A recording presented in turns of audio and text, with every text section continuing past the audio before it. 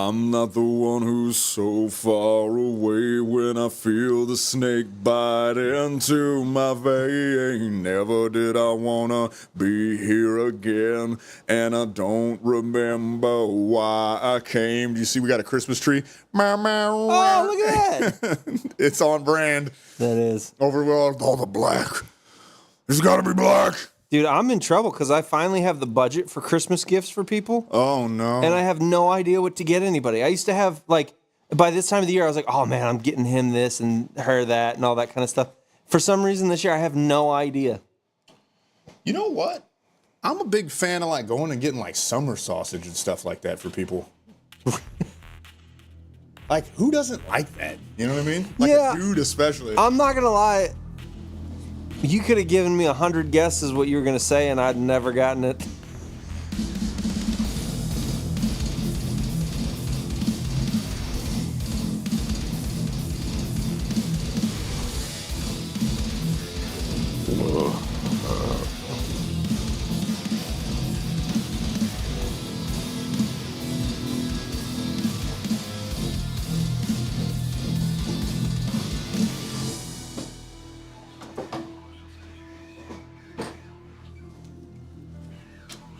Dude, that EDM show that I went to was really interesting. I feel like you would have liked it because... More groove? Yeah. Like, it was the exact opposite in the worst way. You know what I mean? Like... I'm hard. You know how, like, the stuff that we went to, it was like they didn't do anything for long enough to enjoy it? Yeah. This... Everything was a drop or a build-up? Yeah, everything was a drop or a build-up that was just like... Instead of, you couldn't even bounce to it because it was like, instead of going wub wub wub wub wub wub wub wub wub wub wub wub wub, it would go wub wub wub whip wub wub whip wub wub 911, and you're like, what is going on? That's why I never understood why those people don't like tech death. It's like technical death metal. Well, this one was the exact opposite, where like you listen to a song that was 9 minutes and 8 minutes of it was the same. Just bo do bo do do bo. Yeah. And I was literally looking around and everybody was just dancing exactly, and I mean exactly. It looked like I was in a GTA club. Yeah. Yep. Yeah. The whole time it was exactly that, and it was almost in sync. Yeah. There was a couple like really got like these guys were gone and they were they were running up and down the aisles like a Pentecostal church doing weird dances. But the lasers were just as cool. That's the cool part, dude. It made Yeah. me feel like I was on drugs and I wasn't on drugs. Yeah, dude, I was just sitting there watching all the things. I wasn't on drugs.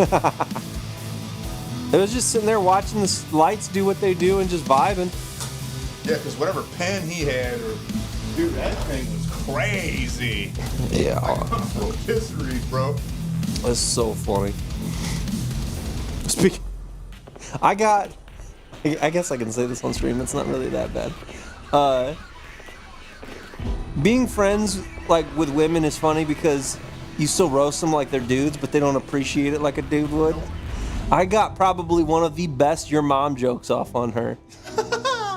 She was bagging on me because of all the Netflix DVD or the Redbox DVDs I get to my house. And she's like, "That's so creepy. It doesn't worry you?" I was like, "It doesn't worry me. It's odd."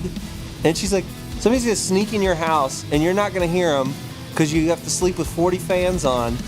And she was like, "And you're not gonna hear them, so your gun's gonna do nothing."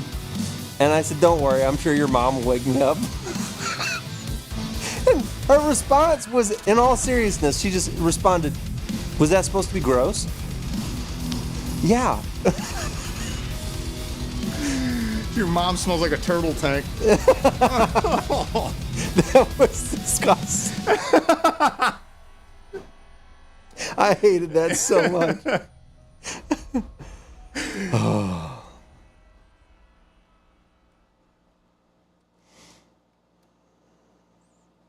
Dude, never mind. I don't want to talk about politics. I'd rather just jump off of a building. Here's the deal. It's easier to ignore right now than it has been in a long time, though. I don't know if we're gonna get dinged for this, but I'm turning it on. Jingling bells.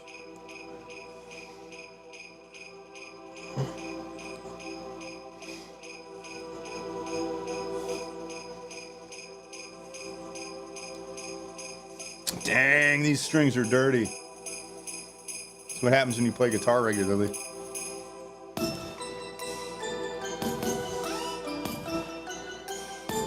What? What?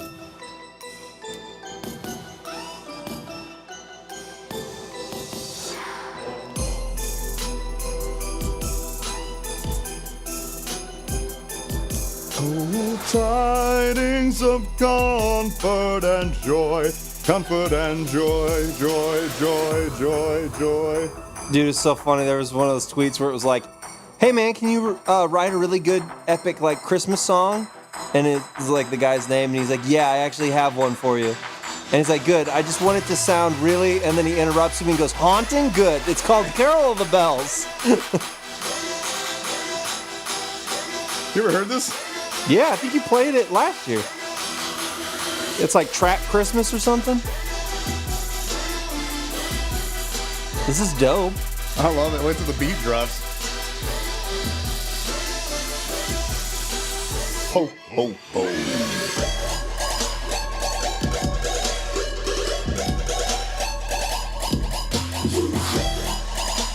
Tonight's probably going to be hilarious because did I tell you what I'm drawing? One of the girls I work with had AI make a picture of her dog in a Pope costume and was like, "Can you draw this for me to give to somebody for Christmas?" And I was like, "Sure."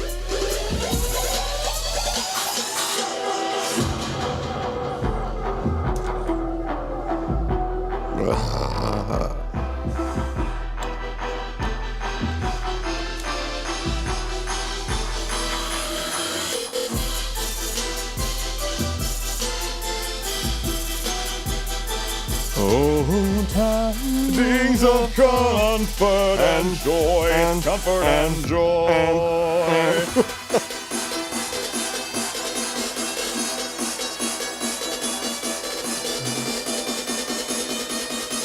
I'm letting my iPad charge up though so I can use it as a reference.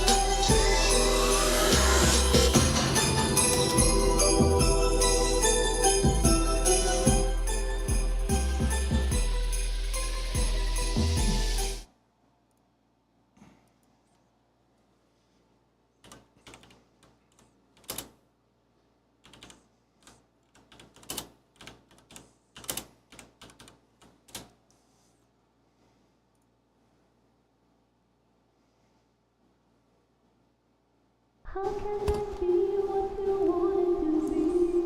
Your promise when your heart's not open.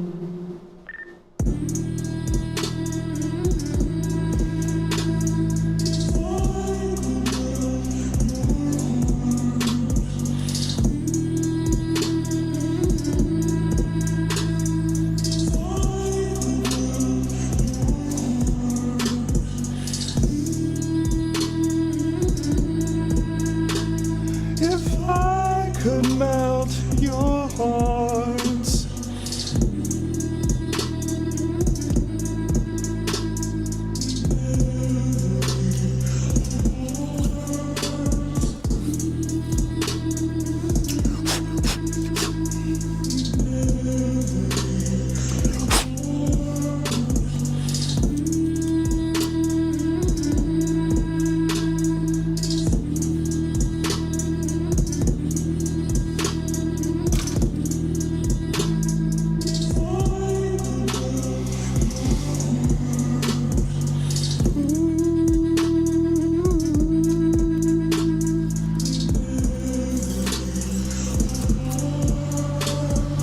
How can I be what you wanted to be? frozen when your heart's not open. If I could melt your heart,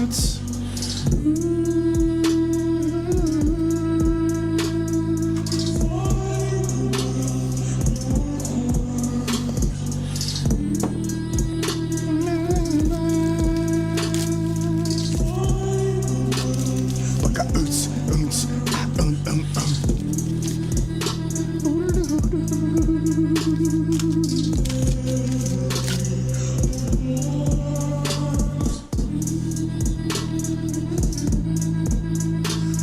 we never be apart.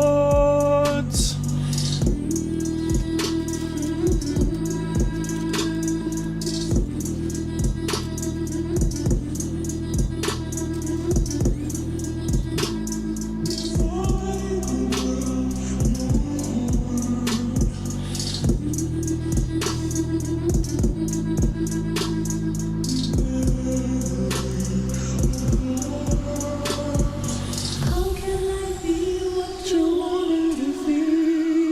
You're frozen when your heart's not open. See how charged this is.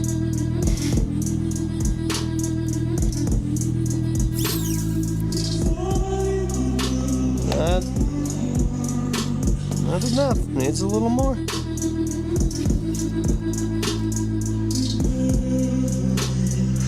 Pours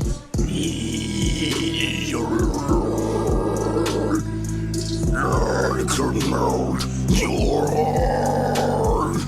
Beautiful. Well, I could melt your heart.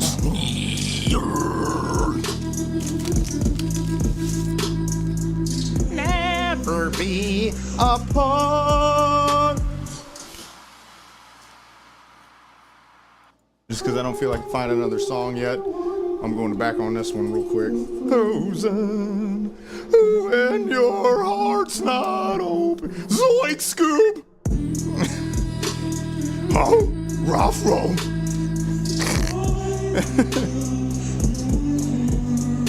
Zoink Scoob! How high are you right now, Scooby?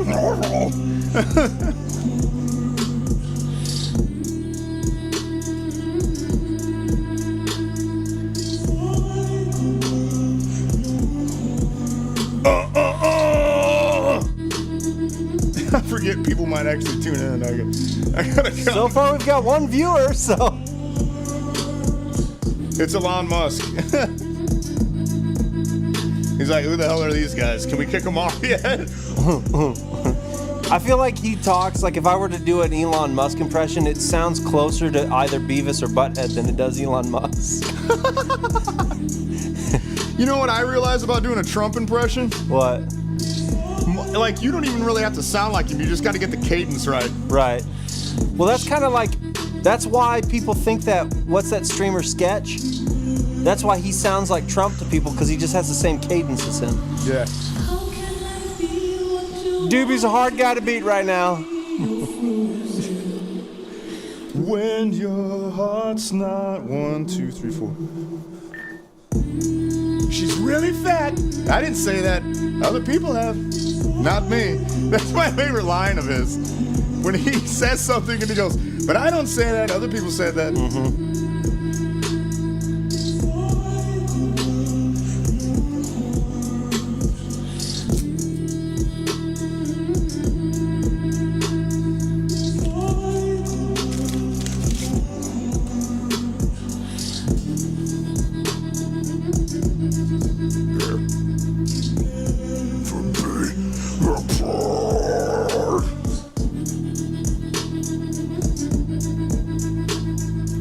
Never be.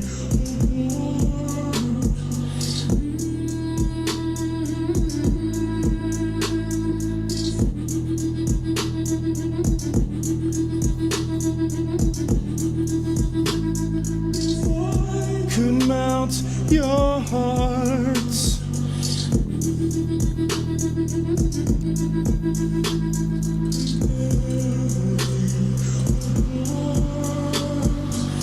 can I be what you wanted to be?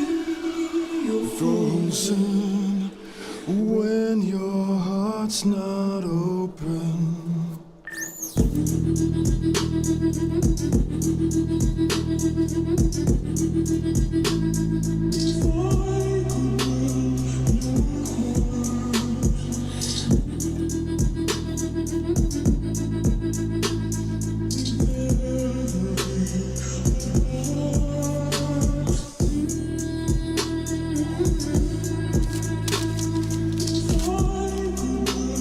Your heart.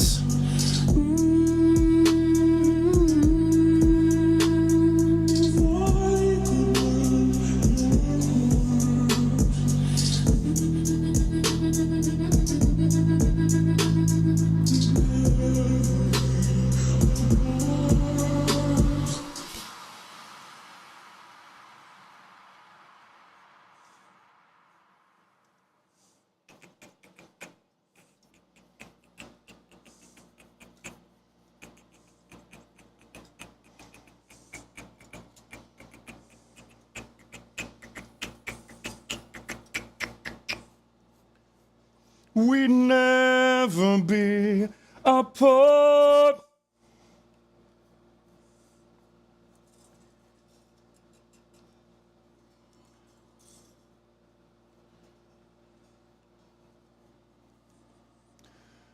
It's getting hot in here.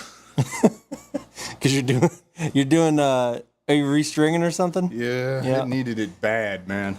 These strings were Gnarls Barkley. I hate doing this. If I could, like, train a monkey to do this, I would. If I could turn back If time. I could train a monkey, I'd have it do my job.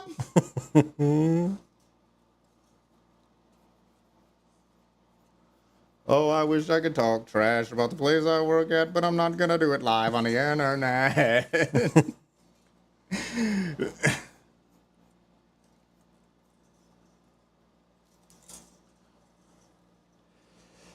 Why?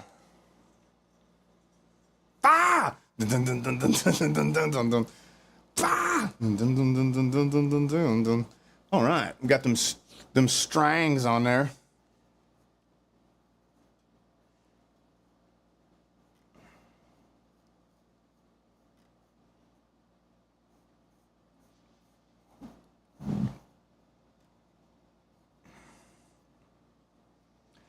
If I could melt your heart.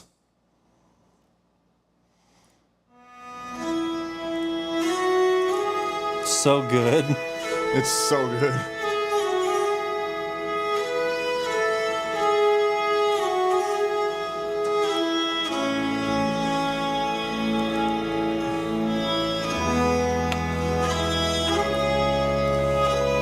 This might have to be our official closing music. Yeah. I think I might start playing this right at the end of the Dude, stream. that'd be awesome. I'm in.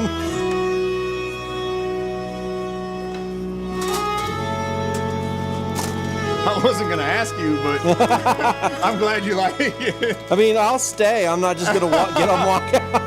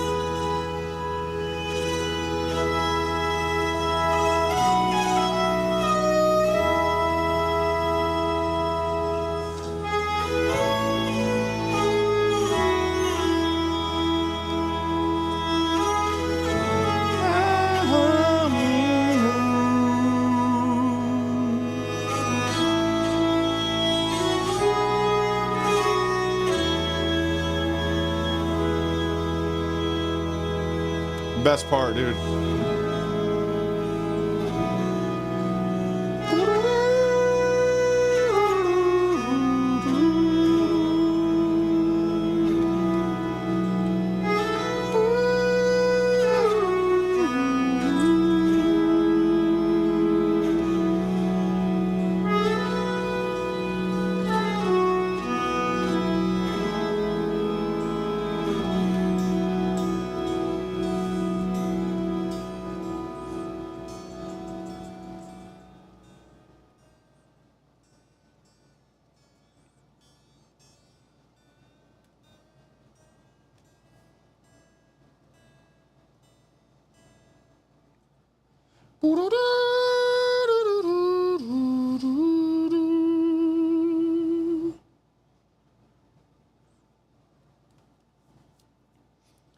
If I could melt your heart, ooh,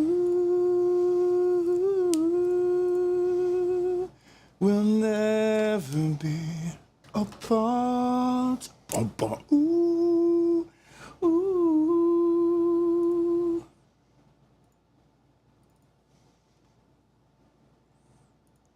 How do you open my Discord? Huh? Can't open Discord. Why? Is it a skill issue? Dude, I've been listening to No Zoomers whenever people complain about something. They're like, sounds like a skill issue. I like it. I don't know why. It's so funny to me. You know what my favorite thing is about the relationship between Zoomers and millennials? What? Is that we seem to be very accepting of their slang, whereas we got a lot of pushback for our slang. Yeah. I mean, don't get me wrong. Whatever generation it is that's running around doing 6-7, like that, I get why that was funny because absurdism is kind of like the humor of our middle fault. school. It's our fault also. Yeah. Yeah. Like, Yeah, it's also our fault. yeah. But, It was explained to me by kids what it meant, and then after that, I Yeah. kind of understood it, and it doesn't really bother me. I mean, I know what it means too, but it's just like, it's one of those deals where it's like, I don't think it's funny. I don't, like, it doesn't annoy me. Yeah, it's just not funny. Yeah. Yeah. But it's absurdist humor is what's funny Yes. about it. It very much is. For some reason, that's their style. I blame us because we started the internet culture The brain rot. in the 20-aughts, and it's just gotten worse since. I'm washing my hands because I just changed my guitar strings, and a giant offense, in my opinion, is immediately touching your stuff with your greasy fingers.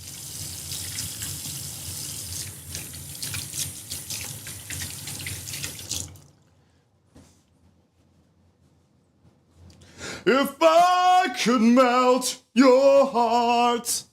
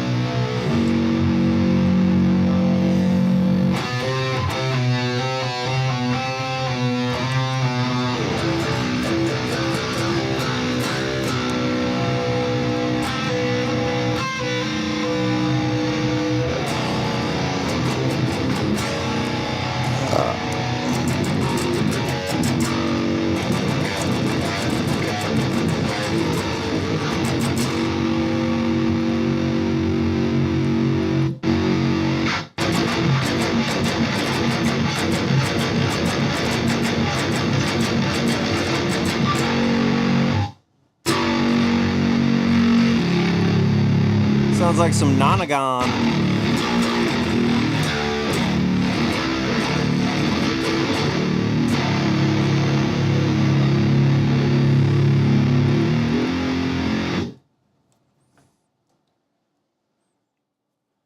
Put this thing back on. People act like this thing don't matter. It matters a bunch, especially on a guitar like this.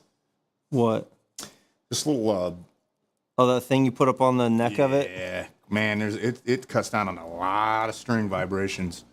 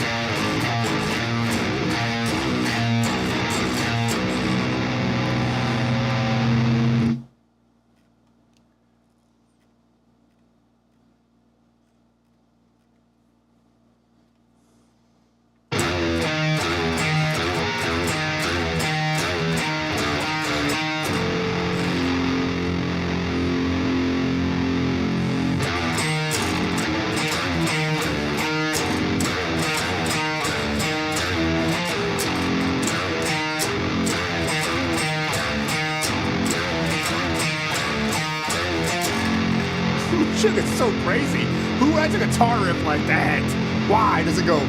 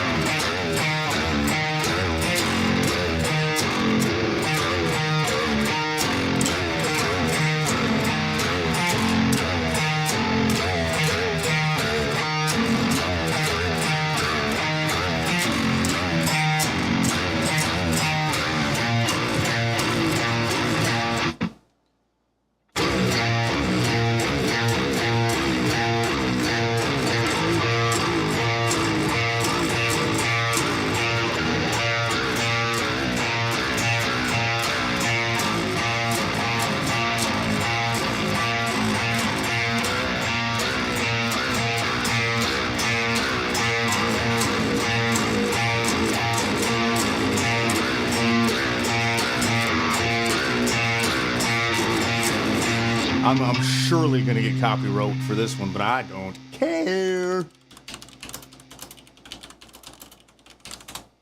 Matuga.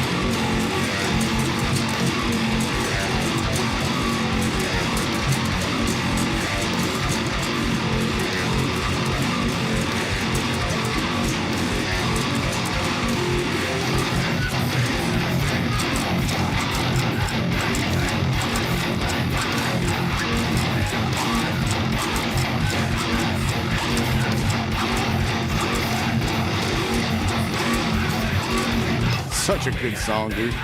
Dilated in disbelief. You're faking.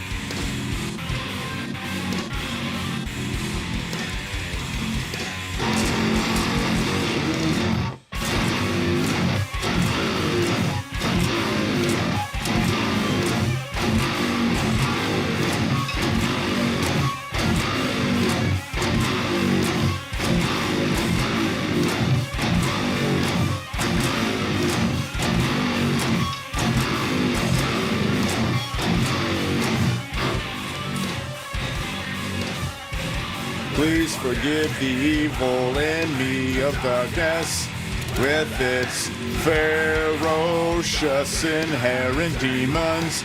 Adrenaline gland resident, fractured subconscious snake repressed into striking coil, suppressing that black second, ascending with the boil. Blah. What's the breakdown on this one?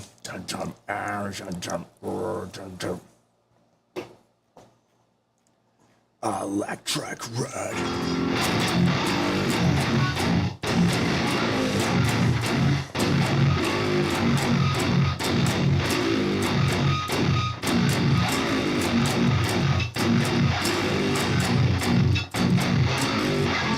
Ooh, is that they really do that to it?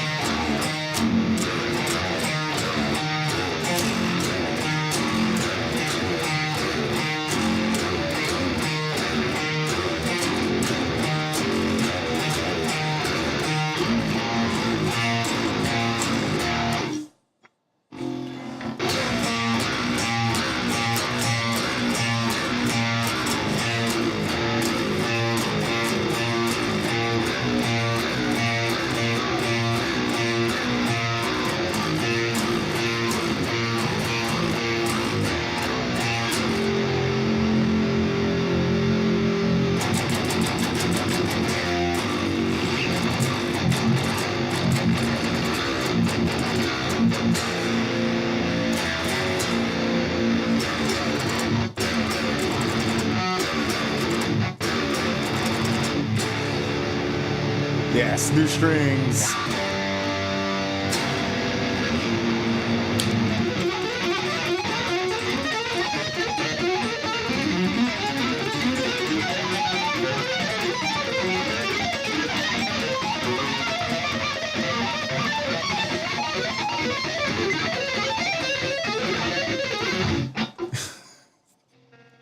That's, I'm not even kidding. That's a Predator Dill solo.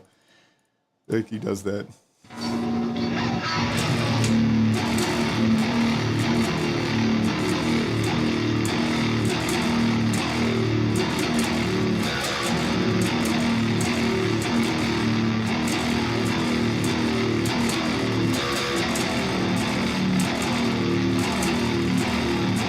Whoa, we got a comment. I didn't see it. Bro, I had swept. I was thinking we're going to get out of here so quickly. Then a bunch of people came in, and now I got to re-sweep. Garbaggio. Sorry, me and John have kind of got the... I don't know. It's what's the opposite of zoomies, where it's like a low energy but still psychotic? Slap happy. That's the word.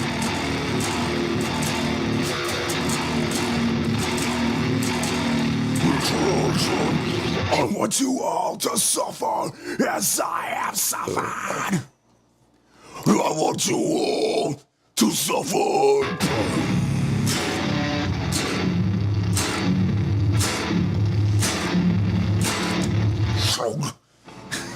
Is that? That's exactly what it sounds like. It does, doesn't it? What's that band called? Tongue. Black tongue. Black Tonguey. I want you all to suffer as I have suffered. I want you all.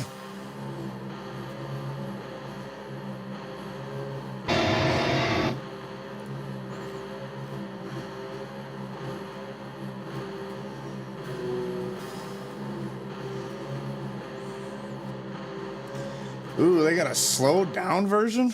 Oh.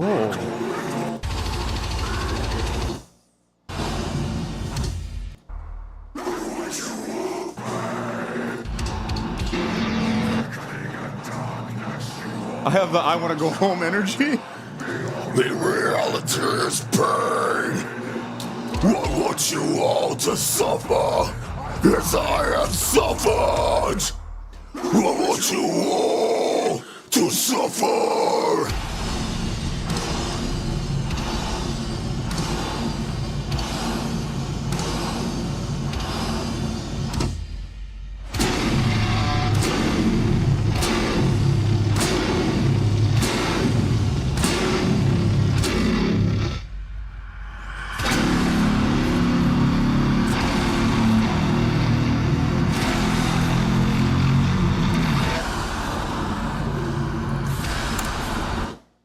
Ew. When I ain't home. Reality is pain. To suffer as I have suffered. I want you all to suffer.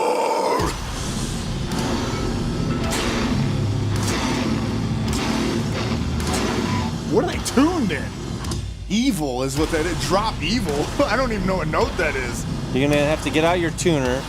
The tears of a firstborn child.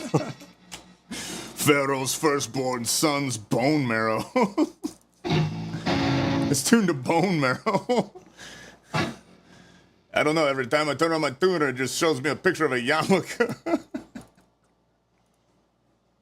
Hey, hey, hey.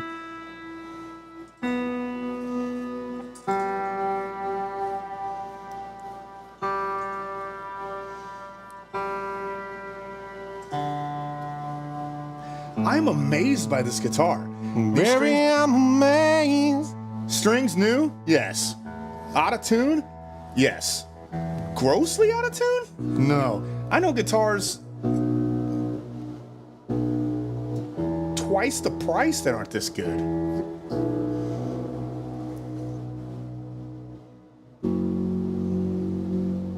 I'm always amazed by this guitar. This guitar is just a work of art. What's holding on to me?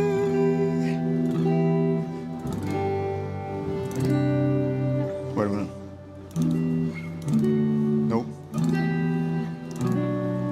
What's holding on to me?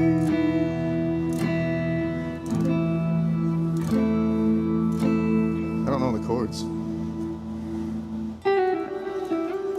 Oh, it's so nice when they got a fresh battery and fresh strings.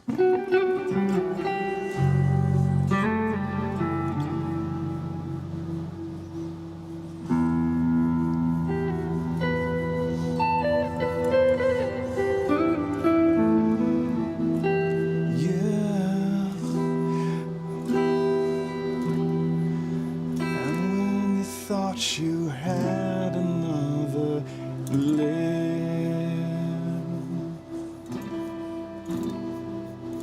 and I was sorely mistaken.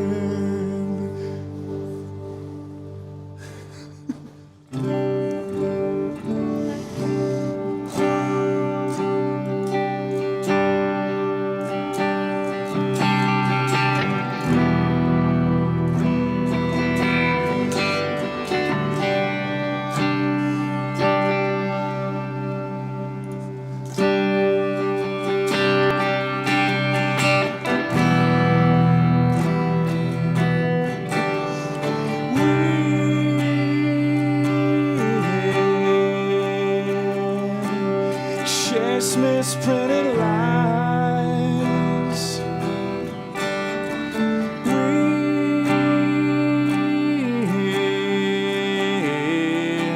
We face the path of time, and yet I fight this battle alone. No one to cry to, no place to call home.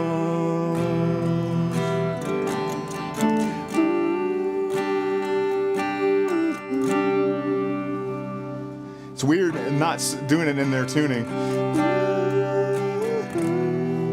Like that part I can't, for some reason my brain does not like. I can't do it, I'm not even gonna try. And my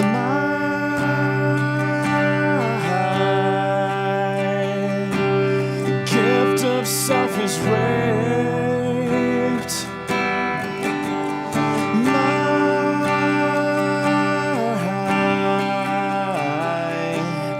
privacy is raped, and yet I find repeating in my head. If I can't be my own, then I'd feel better dead.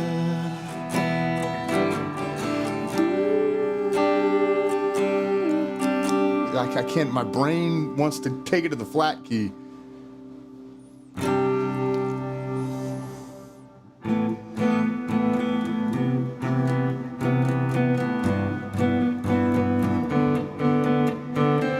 Just don't get it, you keep it copacetic and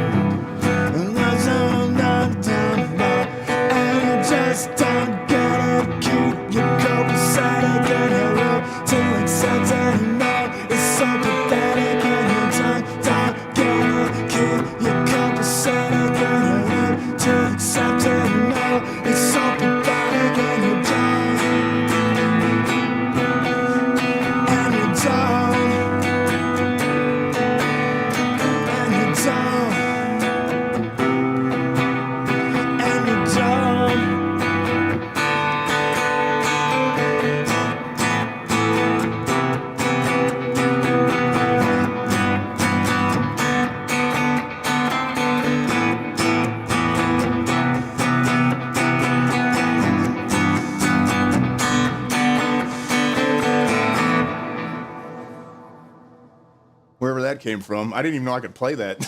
That's hilarious. I haven't thought about that song in years. What was that all about?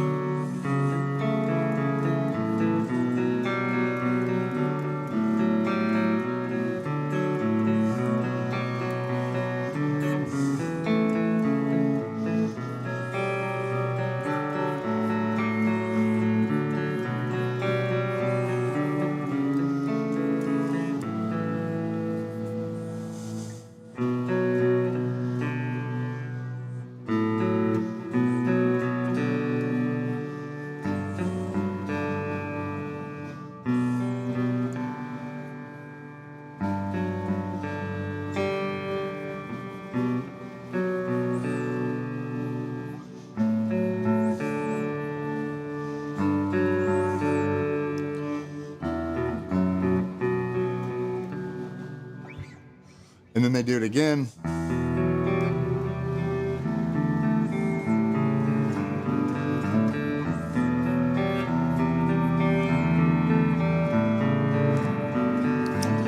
Welcome to a time standstill. No one leaves and no one will. Opened door that seems to change, just labeled mentally deranged. Dream the same thing every night. See our freedom in my sights. No locked doors, no windows barred, no things to make my brain seem scarred. Sleep, my friend, and you will see the dream is larger.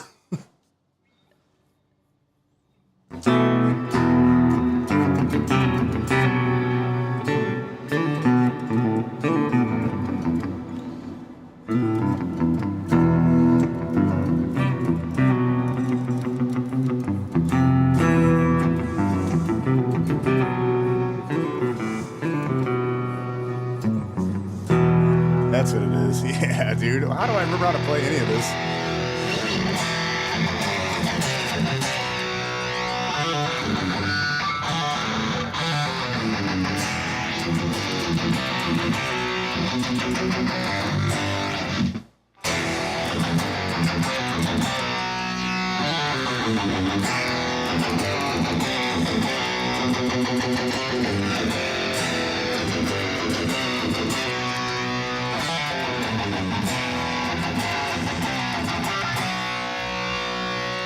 This might be the fastest I've ever swept. I'm setting records for real.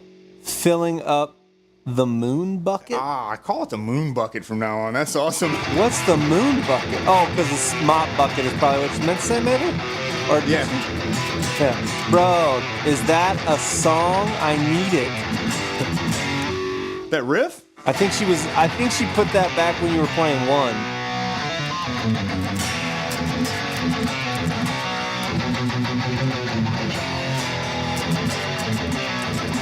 That riff?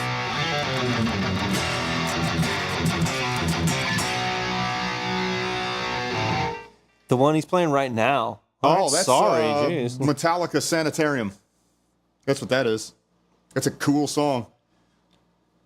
I can't play it or else Lars will come over here and chop my foot off. Lars lives under Sharia law.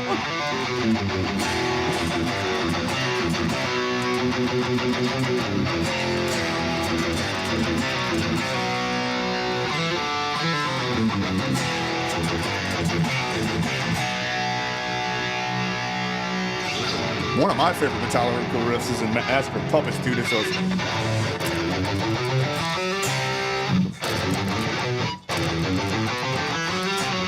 Nope. I can't remember how to play it.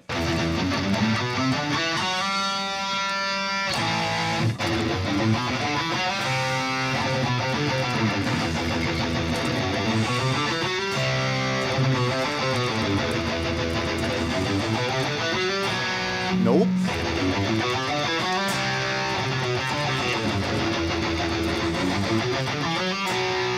Why can't I play this?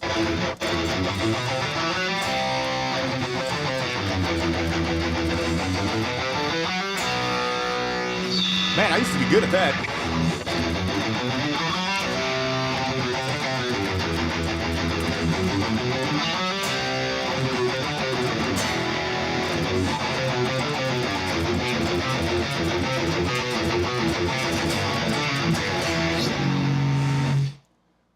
What other cool Metallica riffs are there?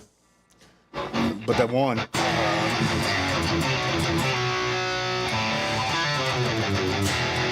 Here, I'll play just a section of that for you. Because we will get nuked from orbit. I'd like probably close the stream out. Sanitarium! Sanitarium.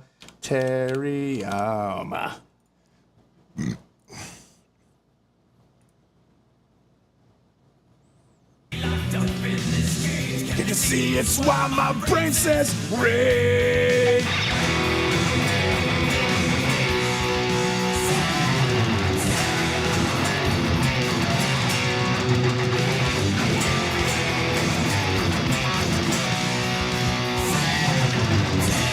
All right, that's all we get. It's an awesome song.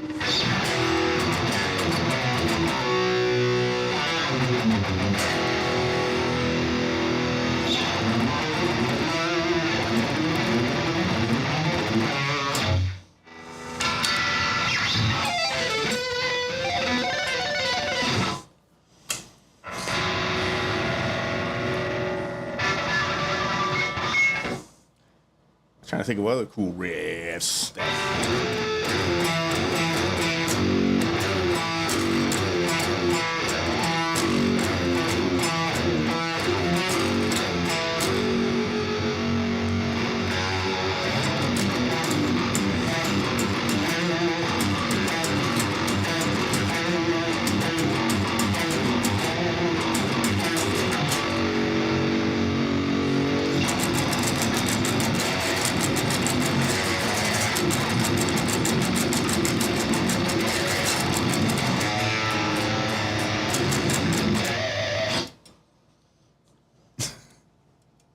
Pinch harmonics, dude.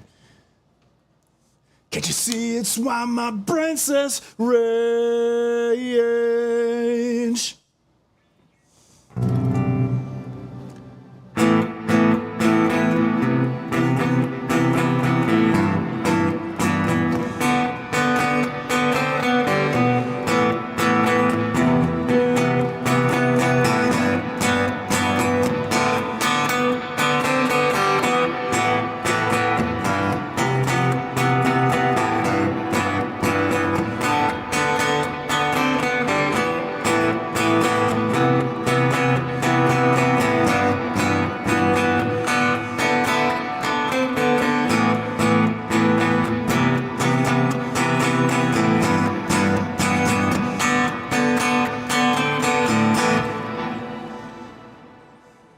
Burning me down.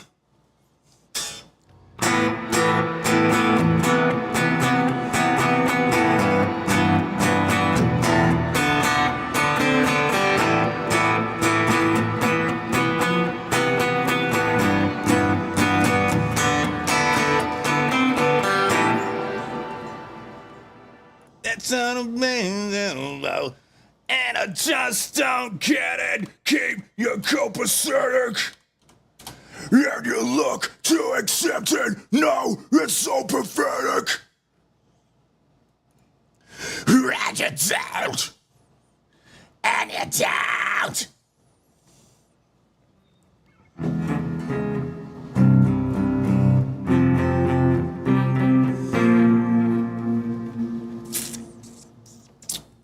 This is not the main riff.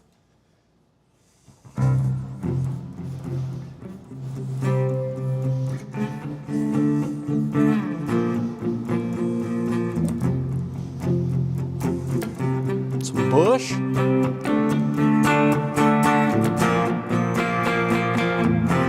It must be the skin that I'm sinking in. It must be for real. This all I feel, and I don't mind. It's not my kind. It's not my time to wonder why everything's gone white. Everything's gray. Now you're here. Now you're away. I don't want this. Remember that. I'll never forget where you're at. Don't let the days go by glycerine.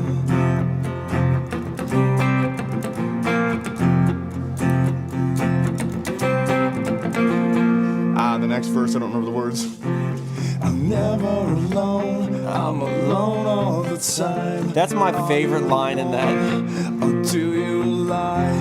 Am I living a will where everyone steals? We all rise like strawberry fields. If I treated you bad, you bruised my face. Could I love you more? You got a beautiful taste.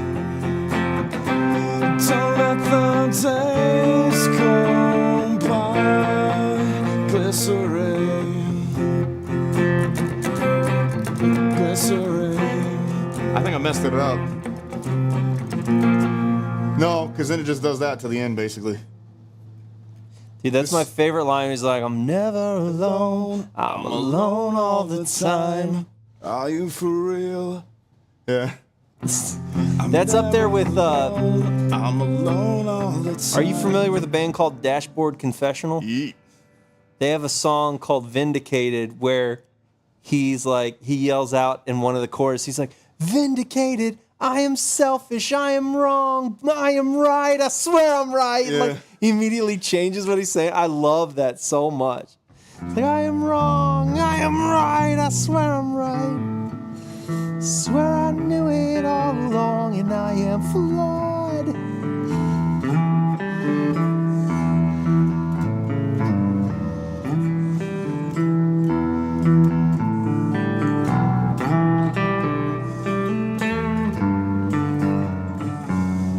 I'm digging my way. I'm digging my way to something. I'm digging my way to something better. I'm pushing to stay. I'm pushing to stay with something. I'm pushing to stay with something better. Man, I used to know that one too. Don't remember it clearly.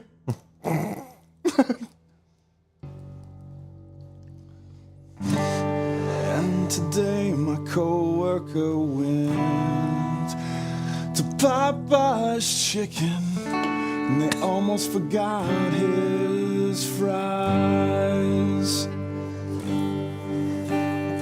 He also had to remind him that he got an unsweet tea.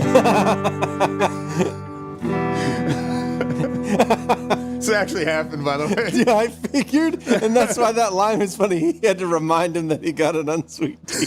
Did you go with him? No, he just told me when he got back. He's like, dude, I knew I made a mistake because it was 11:45. There was no one there, and one of the employees was sitting in the lobby just chilling. Dude, you know how I told you the one girl that I worked with, she was like having a bad day and she was like super cranky? Mm-hmm. Just so happens that when she was like, I'm busy, I've got to order lunch so I can eat today. I'm not going to go eat lunch with you guys. We were like, okay, no big deal. She ordered Jersey Mike's, and it was taking forever, and her dasher texted her and said, hey, I ended up going back there to pick up another order so I could do 2 orders back to back, so it's going to be a little bit longer on your food or whatever. So the lady had got her food, left the restaurant, and was like, on your way with your food. And then I guess another order had popped up, and she was just like, oh, I need to take 2 orders. And so she was like, texted her and was like, hey, it's going to be a minute. I'm going to take another order. And so she had to wait like twice as long for her food because the other order was closer. So she delivered that other lady's order first. I mean, I kind of get it, but man, that hurts. At the same time, it's just funny that that would happen on a day that somebody was like super cranky.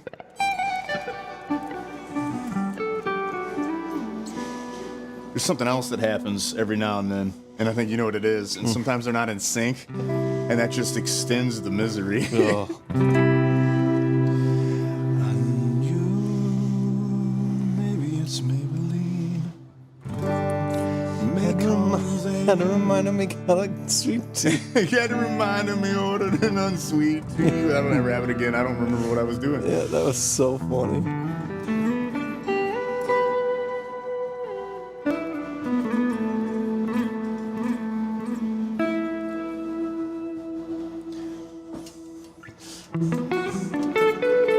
No, that sounded like some,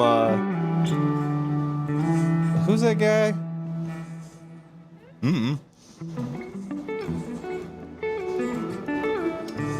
That sounded like the Police is what that sounds like. Yeah. Is that what you're playing? No. Same chords, though. That's where I learned them from. Yeah. The message in the bottle, yeah. Dude, they're such a reggae band. I feel like Yes. I remember you and Jeff ranting about this. Yeah. Yeah, they're dope, though. I'll never not hear them. Like, I'm like, okay, that's exactly what they are. Mm-hmm. Oh, It's yeah. great. It's a fantastic band. And what's crazy is all the bands that have been like duplicated and stuff. Mm-hmm. Nobody's ever like ripped them off. You notice that? Yeah, that's actually a great point. Nobody.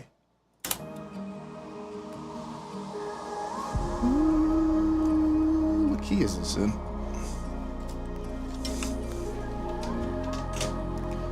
And they're rip-offable, you know? Rip-offable. Everybody is.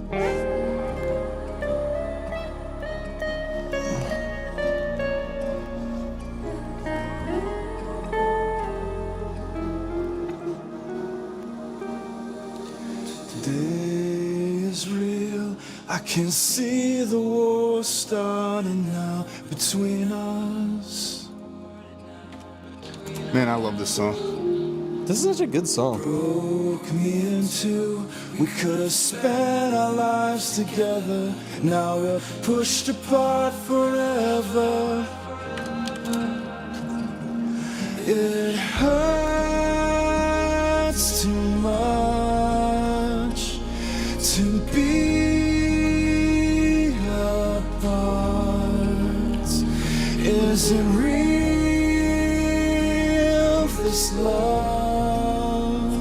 Can you feel my touch? Not long to go. Gotta get myself together. Ain't gonna be like this forever. I'm broken dreams, and I can't believe this love is really over. It hurts too much to be apart. Is it real, this love? Can you feel my touch?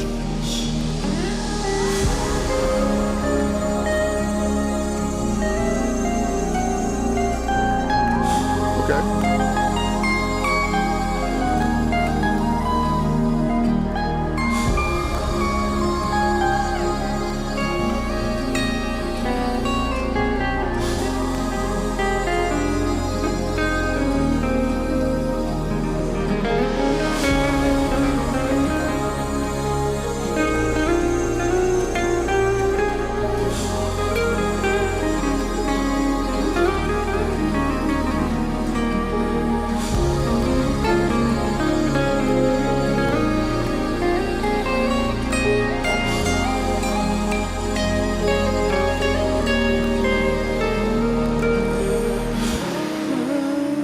It's too much to be apart. Is it real, this love? Can you feel my touch? It hurts. It's weird to me. I can make both those noises. I don't understand that. What key was that in? We're gonna mess with that again. That was some kind of flat key that I don't typically mess with, as you could tell, because I was having difficulty improvising over it.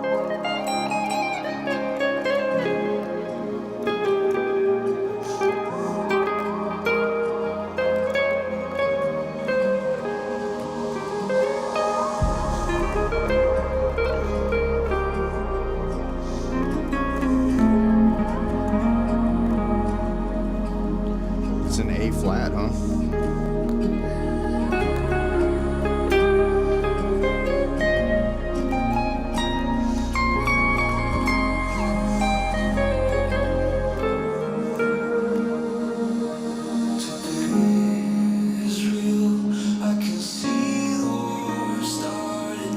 Between us.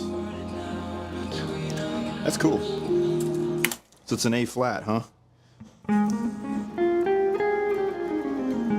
The sixth up from A flat. 1, 2, 3, 4, 5, 6. F minor. So it probably goes. Today's real. You can see the war starting now between us. Broke me in two. We could have spent our lives together. Now we're pushed apart forever. And it hurts too much to be apart. That's the hardest vowel to sing. What? E. Because you can make it sound really crappy really fast. I've learned a very valuable lesson today. Don't wear white pants to work. Or a fist fight. That's hilarious. A valuable lesson today. Them pants ain't white no more. I only wear brown pants in case it happens again. That's a Deadpool quote where he's like, I wear red so bad guys don't see me bleed. And then he points at one of the villains and goes, this guy's got the right idea. He wears brown pants.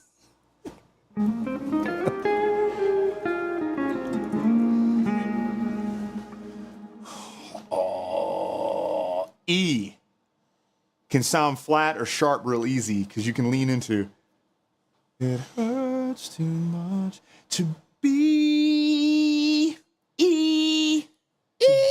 The way they teach you classically is to say to be A. But sometimes I don't like singing A in the place of E. Yeah, you just do what you want, It's man. noticeable. I feel like it's one of those deals where it's like the formula of the song. I let it just I let it get like real relaxed. E to be apart. It's hard though. The war's starting now between us.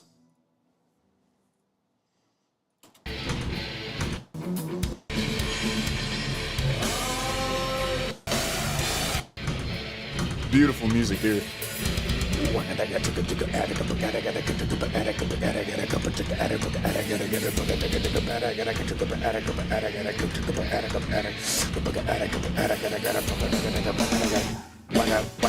Something like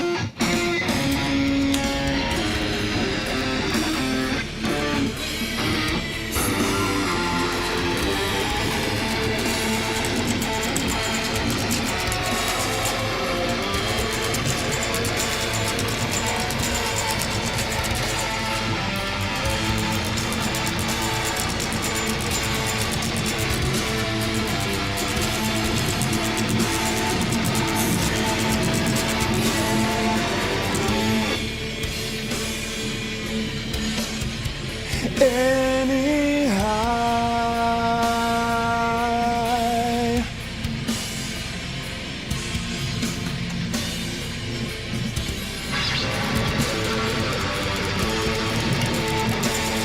Your body in trance on the floor.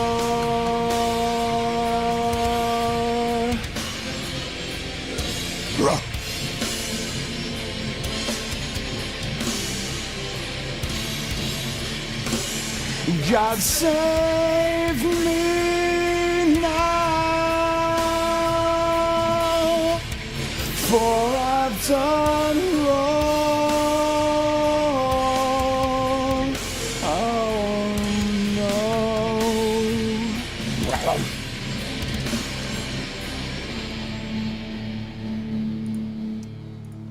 Man, I love this band.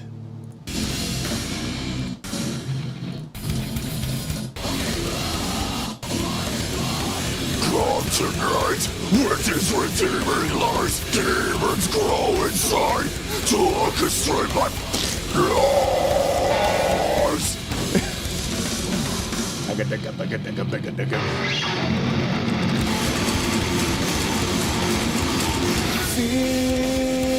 Feel me come inside.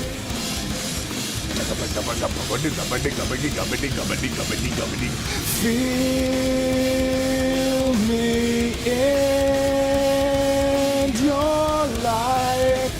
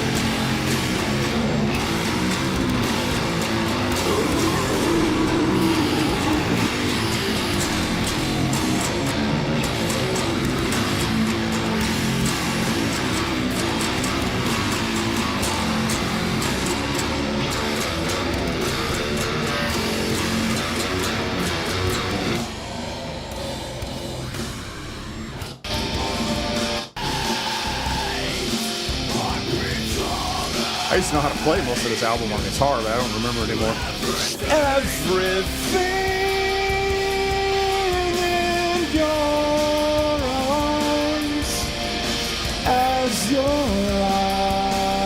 eyes fade to me.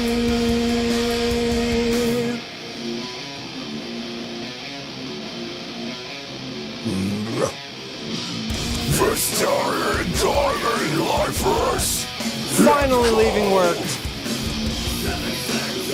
Nice, good for you. Get out of there, dude. Am I this evil? Am I this beast? So prophesy, I am the beast. Since when did I become your enemy? Yo, that's self-censored. That's hilarious. Less than murder.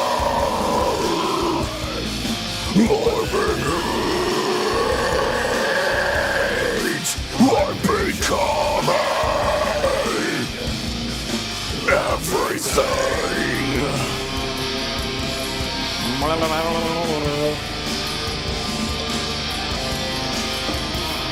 Everything in your arms.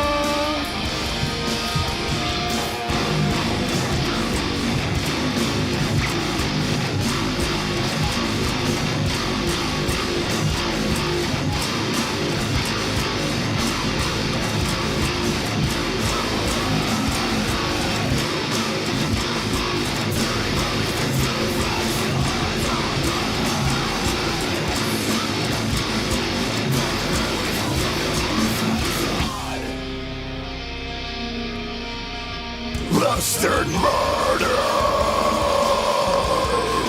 More than hate. I'm becoming Everything in your arms as your eyes fade to gray. Everything in your arms as your eyes fade to gray.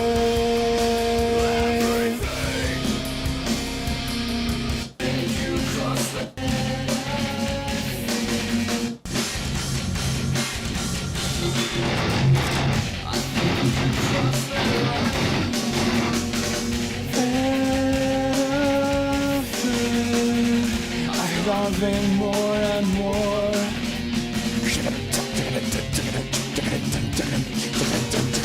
I think you crossed that line too. Ayaka's being difficult again. What's happening? Oh no! Uh-oh. This is her teacher when she turns in homework. Stay dreaming, I must be dreaming, I must be dreaming, I must be dreaming, I must be dreaming, I must be dreaming, I must be dreaming, I must be dreaming, I must be dreaming, I must be dreaming, I must be dreaming. That's self-censored. I kind of want to self-censor. All right, what's happening now? Hold on, I'm going to catch up. Emailed my parents because I was failing and not showing interest. It's geometry and nobody wants to learn it. I then decided to draw all over my assignment. There's not a single page without a drawing. I did actually have to do my assignment though. Didn't want to fail. You no wonder. I'm starting to question the tennis coach story now. The more we learn. Quit being so angry to people. You're Dude just trying to like teach kids geometry. She's like, this is what I think about your life decision. Yeah, he was actually. A meanie pants. Okay, I take it back. Okay, if he was a meanie pants, then Okay, I take it back. I believe you. I trust you. I really do. I'm not patronizing you. But you're so close to being done with school. I know it doesn't seem and feel like it. Just give it your best. You are not going to be upset. Applying yourself. do you plan to go to college? I can't remember. No, she barely wants to know how to read. No, I'm just kidding. I think her parents are going to make her.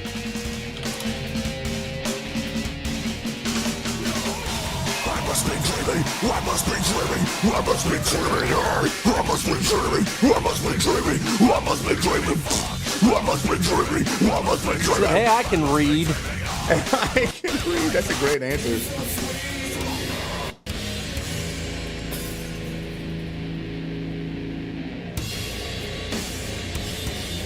That's actually a good answer. I like that.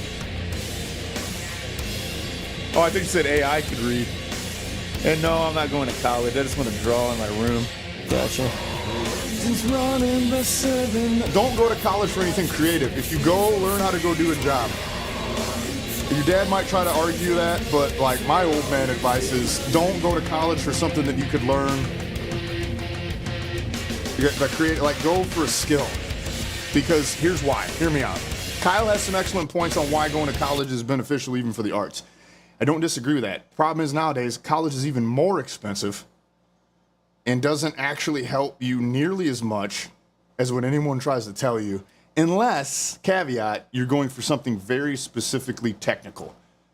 And that kind of stuff I like. But he will say the enriching the cultural aspect of you, and that is a fairly good point. So I digress. I will say, though, as an artist, the thing that I wish I would have gone and learned a little bit more is business stuff. Yes, see, there you go. But that to me is worth paying to go to school for.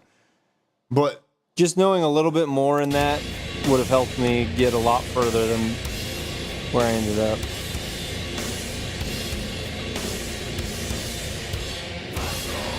Heathens running the seven, the path of righteousness seems so sweet. Uncontrollable tensions releasing all these demons in me. I will say what's funny is the concept in society is that people will judge you for not going to college. That's what I've always thought. I've been didn't really judged go, but- more for going to college by people than I've ever judged someone for not going to college. it's becoming less relevant. I'll say that. Yeah. Again, though, it did it to itself. It was really useful at some point in time, but it's just not the same anymore. No. It should be a fourth the cost. What are you saying? I said, for what it is, it should be a fourth of the cost. Yes, I agree. See, then I would say it's worth it. But my main problem is that you're getting kids that are going $50, $60, $70, $80,000 in debt to end up being a manager at PetSmart. Yeah, that's When you could have just did that without going to school. That's what my argument is I think that the cost of college is what skews everybody's view on its worth in society. Yes. Because it is worth it, and you do come out a better person in certain aspects from college, but it's not $70,000 worth. It's not worth it for that. And I know just as many guys that did just go into a trade, and they're fine. They're a little rougher around the edges. Yeah. Not as civilized, but that's fine. We barely are. Exactly. Those are all the people I hung out with. It's the people you still hang out with. Yeah. And down on my shoulder. And after everything I do brings us closer, I'll say you.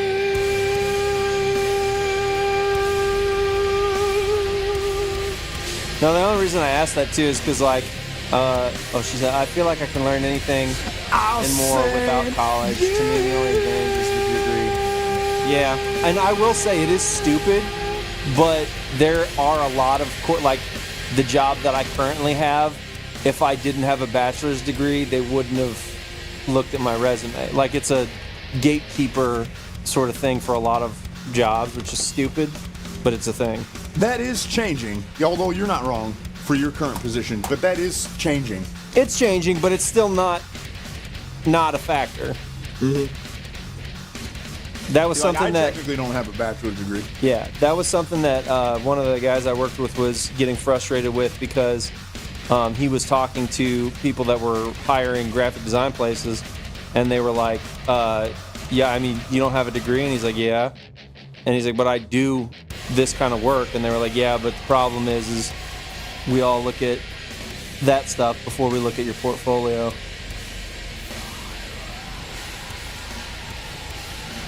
It's real gatekeepy, but Yeah, for sure. it has nothing to do with the quality of the person on the resume. And that's why it's starting to change. Yeah. Also because of the rampant cheating.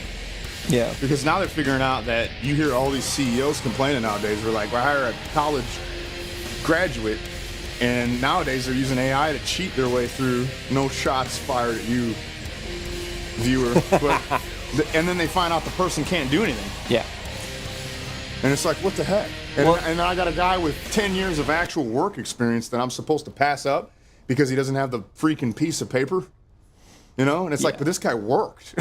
Like, The social justice movement also ruined the education you get. I feel called out. I mean, you weren't, but I've heard that from very substantial people in my circle and in the real, like, out on the internet. They're like, you know, you find out they cheated their way through school, so what's the point in school? Again, though, the universities halfway did this to themselves. The professors halfway did this to themselves. The kids contributed to it. You know, we contributed to it. It's a whole, you know, amalgamation of why it isn't worth what it was worth Right. anymore.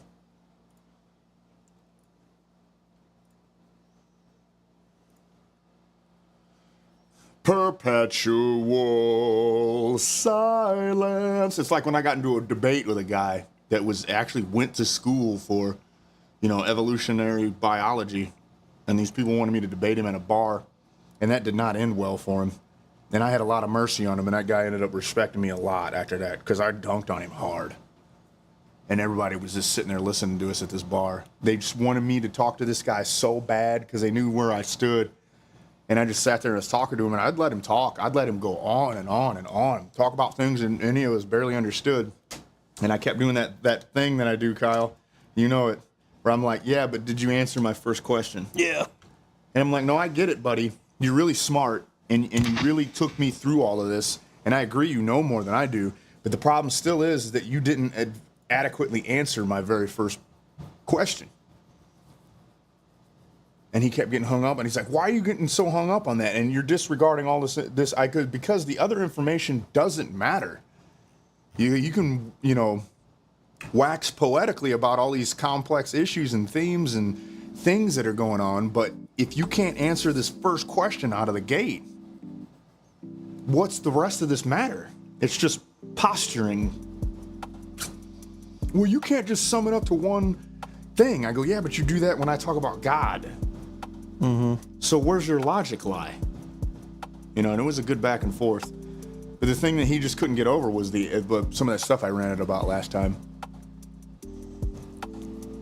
Which was just like, you can't get over the fact that our observed DNA is degrading. And I still don't have an adequate answer for it other than, well, this guy's a Christian. I'm like, okay, he's a freaking geneticist. You know, your qualifications matter until the guy doesn't agree with you. Mm-hmm. What are we doing here, guys? Nice appeal to authority fallacy. What are we doing here? Yeah. So, you know, Michael Behe, his irreducible complexity theory, he's a Christian. It doesn't make sense. No, it makes a lot of sense. That basically says, like, if you take away one component of the organism, it collapses. If you take away one of the functioning parts of the cell, the whole thing breaks down. So how in the heck did this evolve? It's like, if we were supposed to believe in the millions and billions of years thing, how did your eyeballs show up? How long was there a soft chunk of your skull without an eye in it evolving? Like, what the heck? What's going on? Why? I'm supposed to believe that? And then somebody goes, well, it's pretty far-fetched. You believe God just snapped it into existence. And I'm like, okay, you know, for your sake, I don't disagree. But also, would you understand that the gradual millions and billions thing is like also super hard for me to believe? And it goes right back to the G.K. Chesterton quote that's beautiful about it, where he's talking about if a Greek witch turns a sailor into a pig, does it make it any less miraculous if it was instant or gradual? And then he says if it was gradual, it's actually horrific.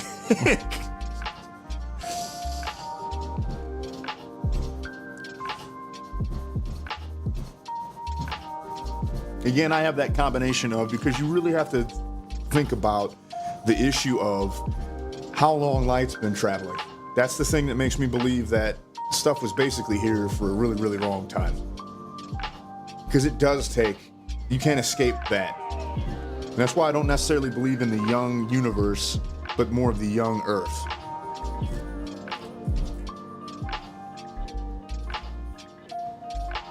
And it's crazy. They talk about the Cambrian explosion in their own literature. Where they literally say in their own writings there was an explosion of life that happened in this prehistoric time. What the heck, guys? And then it's called the Big Bang. And then they're talking about a sudden explosion of life. That's like I was watching a documentary. What are you doing here? This is what I say. I was watching a documentary about the universe, like the timeline of the universe creation, but not creation, because it was a bunch of secular scientists. It was his name Neil deGrasse Tyson or whatever. He was on there, and he was like making a couple jabs at people for religious reasons or whatever, and then all of a sudden he's like, the fantastic thing is that the way that the gases were collecting in all this black darkness, once they ignited, it would have all started happening at the same time. So if you could have been there to observe it, it would have just been like all of a sudden, in one moment, you saw lights turning on throughout the entire galaxy. And I was like, are you kidding me, Neil deGrasse Tyson? Yeah. Neil deGrasse Tyson Foods. Neil deGrasse Hole Tyson. DeGrasse Hole. Yeah, that's great. I can't wait to hit someone with the duress line, dude. I came up with that. I'm waiting, dude. Were they under duress? Yeah. Duress of these nuts. Oh, I got called a dickhead.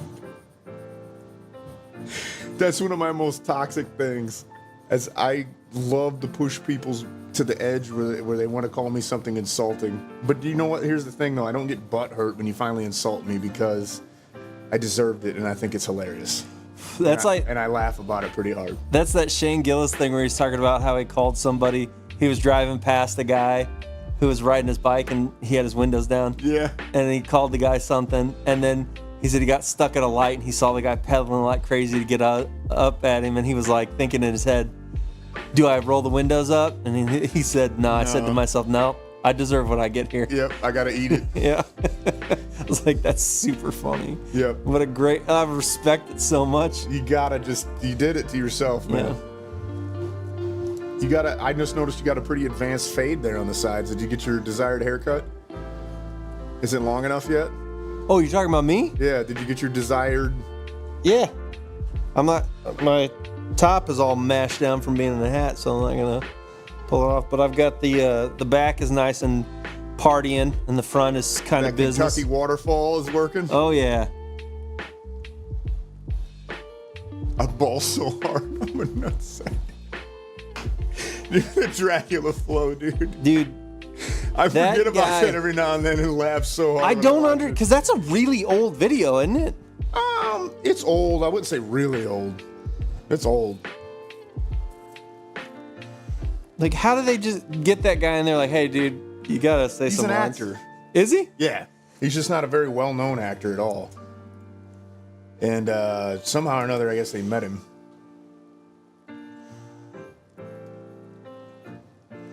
Did I tell you what, man? The Algo wants me to listen to Joe Rogan real bad. Yeah. And I don't. I've grown out of it. I respect him. I would go on his show given the opportunity, but I don't really listen to it anymore. Yeah. It's one of those deals where it's like, I like his guests a lot, but I don't know. I don't have the need to watch it all the time. It's pretty good, but it's I mean, he's our Larry King, yeah, you know? yeah. That's really what he is.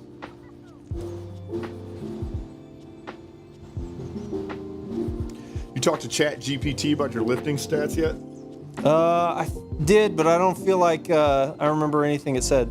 It said I was doing pretty good, I feel like, but it didn't. It makes me feel like I'm a superhero. Yeah, I don't know if you got some awesome version of Chat GPT or what, but mine will like, even when it encourages me, probably because I question it indefinitely, that it pulls back on the compliments.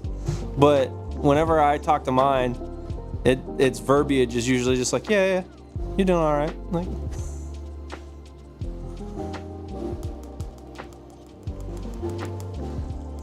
I did notice that you can change its personality.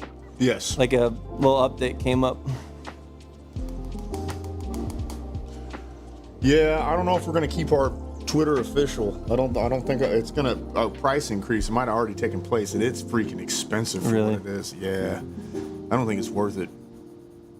I think X is dying. I hate to say that. I was trying to really pull for it, but I don't get it. I've never been a Twitter guy. I've never been an X guy. Grok was so much cooler like 3 versions ago, whatever the one was before they got banned for the Mecha Adolf business. Yeah. Yeah, that version of Grok was awesome, and it's just not been the same. I just leave it to internet trolls to ruin everything.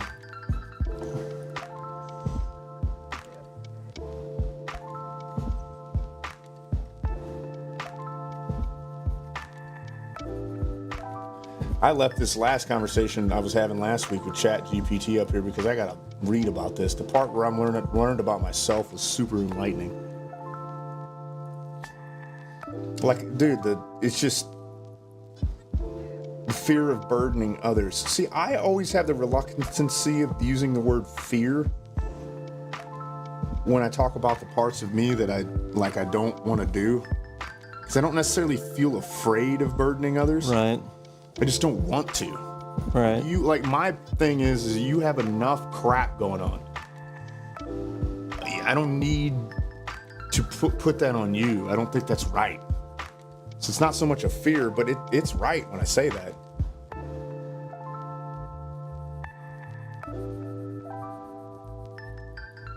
See, I don't agree with 2 of these points here. My pain would be too much for someone else. While I think that's true, but that's not why I don't share or lean on people. I shouldn't lean on people. Kind of disagree with that, but this one right here, I need to make sure they're okay. That's something I say to myself a lot. High tolerance for suffering. To a fault. I can put up with some crap way longer than I need to. I'm telling you, this is a really important thing. Ayako will enjoy this information.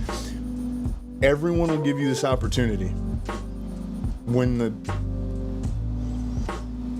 hit, the fan,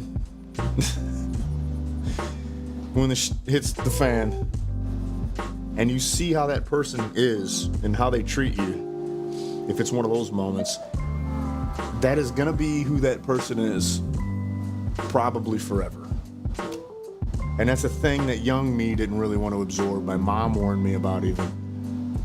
But my goodness, is that not true, to be honest with you? That first time you really see their character tested in the heat of a moment, and they run away, or they throw you under the bus, or they double down on being toxic to you, or they just spiral, like, man, that person's probably gonna be like that, or that person's brave, or that person stood up for you, or that person just stood still.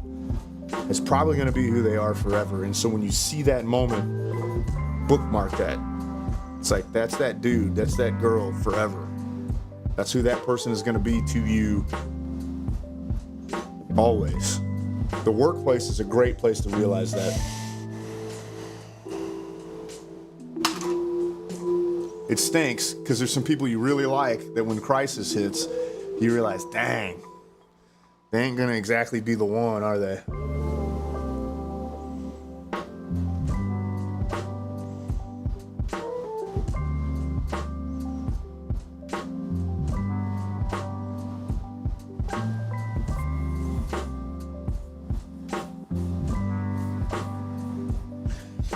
But man, I tell you what, I wouldn't trade none of my experiences.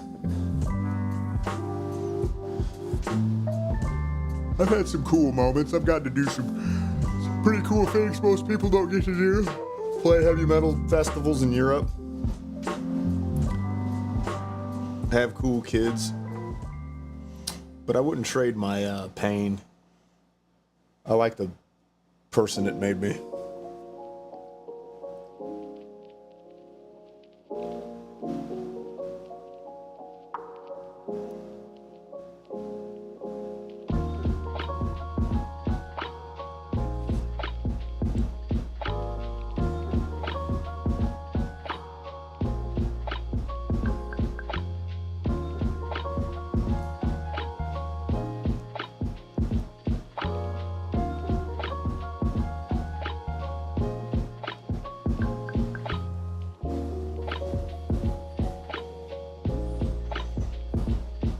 Like this says, someone with anxiety. Connection might hurt me, I need reassurance. Me. Connection might disappear, I have to stay strong. It's such an odd overlap. But for like different, like both those people, that's a survival response, and both of those person types are an odd overlap. This is probably why anytime I would like read about psychological things and I was trying to like learn just human stuff and different things, I kept coming to being like, man, do I have anxiety? This has been years ago when I was looking at this stuff. Like, no, I don't. But now, using ChatGPT to analyze that, I see where they overlap a little bit.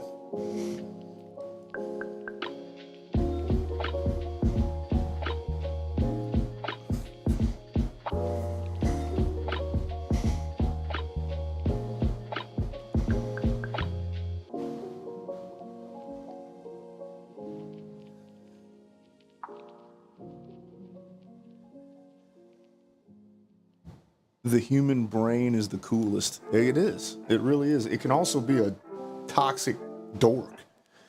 But no, it's pretty cool. It's pretty fascinating.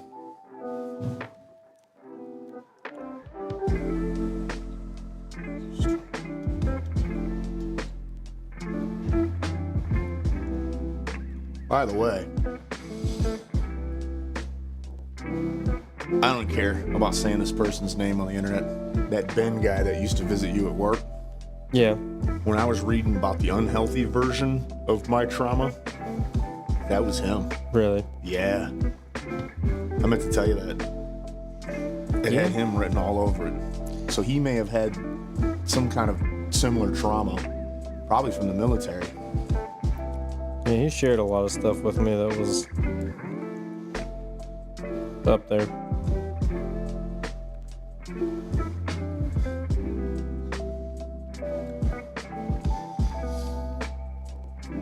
I had my mom long enough to keep me grounded. If I didn't have her in the times when I needed them, I don't think I would have ended up okay. She really was a big help. But I only got, I'll spend 2/3 of my life without her, probably. It's weird, my mom died about the same age my dad was when his mom died.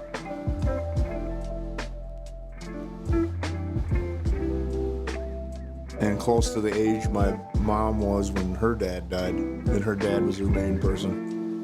Missed him a ton.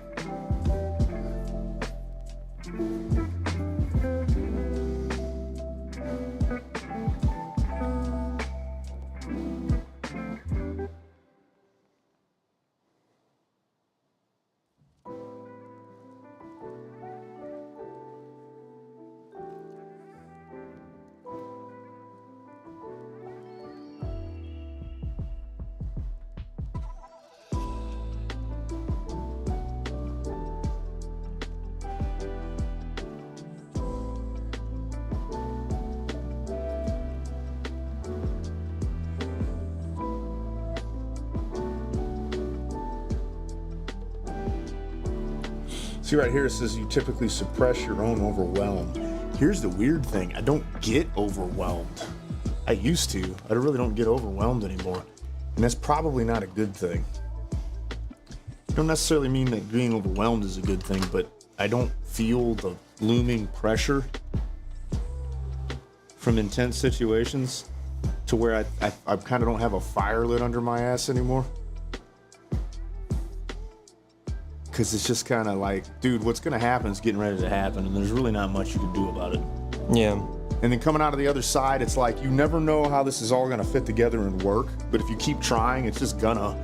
It's not going to look the way you want it to, but there will be a new normal on the other side, and you'll make it, and it'll be okay.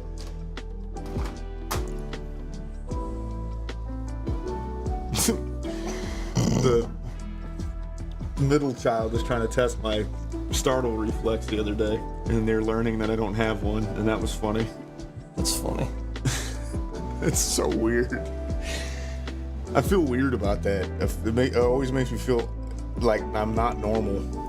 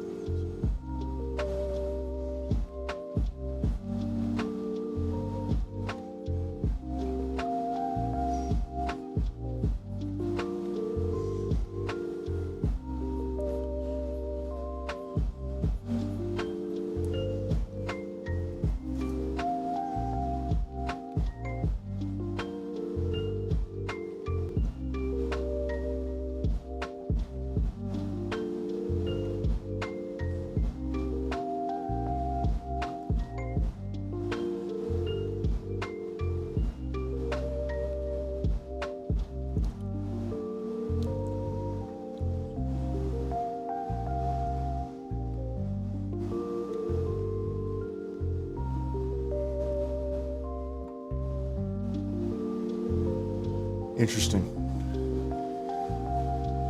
Yeah, so they classify my experience as being a trauma, just straight up trauma survivor. Part of my flaw is that I don't like to think of myself like that. It took me a long time to come to grips with my situation because I had to become a victim. And I don't like that. Like, that doesn't happen. Like, in my mind, that doesn't happen to me. What are you doing over there? You're thinking awfully hard. Yeah. I'm trying to draw a dog face, which is new. You can't really use all the same methods, so I'm wondering how much I can just... Not do? Yeah, well, like, not do it super exact and make it look still like the animal. Like, how do you achieve likeness of somebody's dog? Are they going to notice it doesn't look exactly like their dog? Like if I drew a really shitty picture of their grandma, are they going to notice it like that? Well, she's already dead in this picture.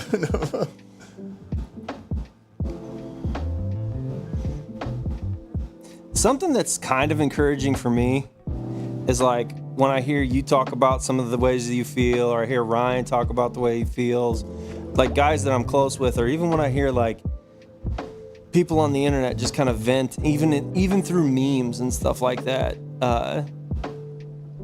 It actually less makes me feel like I'm out here alone and nobody knows what I'm going through. It makes me feel like, okay, like this is a normal thing to feel. And that's what, I don't know, that's the thing that always gets me is like, I don't worry so much about being a victim.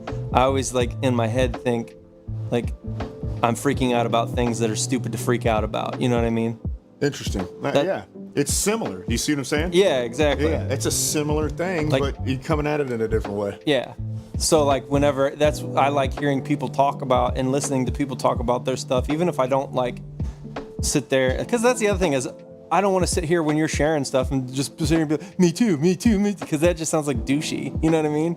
So, but it is nice to like when people say stuff, because sometimes you say things too that, by the way, just to throw this out there, a lot of times you'll say things that I don't experience. I'm not saying that. Yeah. No, I know what you mean. But to me, it's like I always worry about not like if I handled the things, I don't know, like from victim standpoint.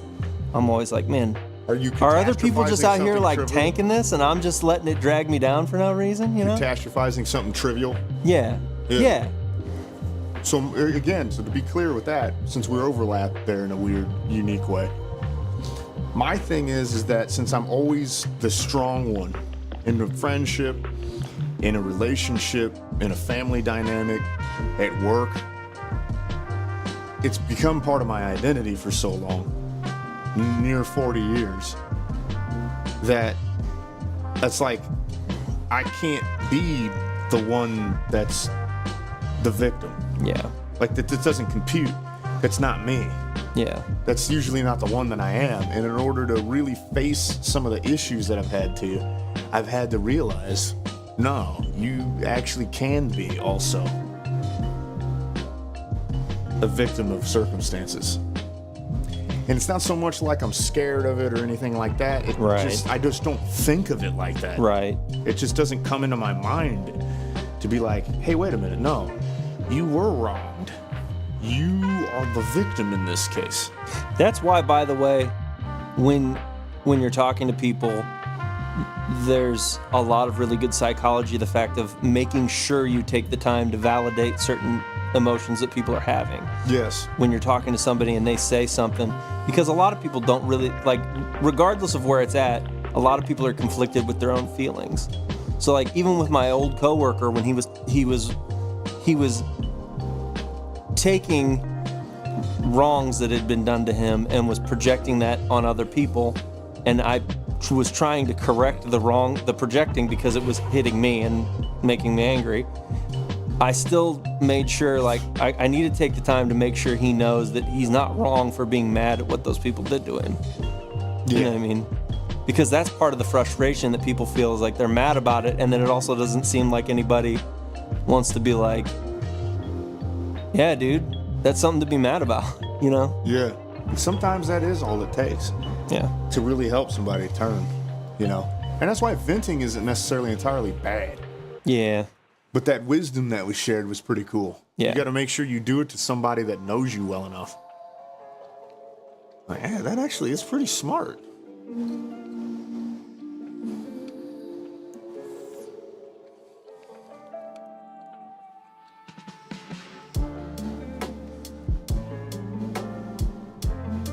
See right here, my tendency to draw inwards with my struggle and just not share. And it comes from a good place, which is like, man, everybody's stressing out. They don't want to hear about what I'm going through. Yeah. To an anxious person, that throws up the danger signals. That's the thing that's like, uh-oh. That's what makes them spiral. That's interesting. I would have never thought about this without reading this.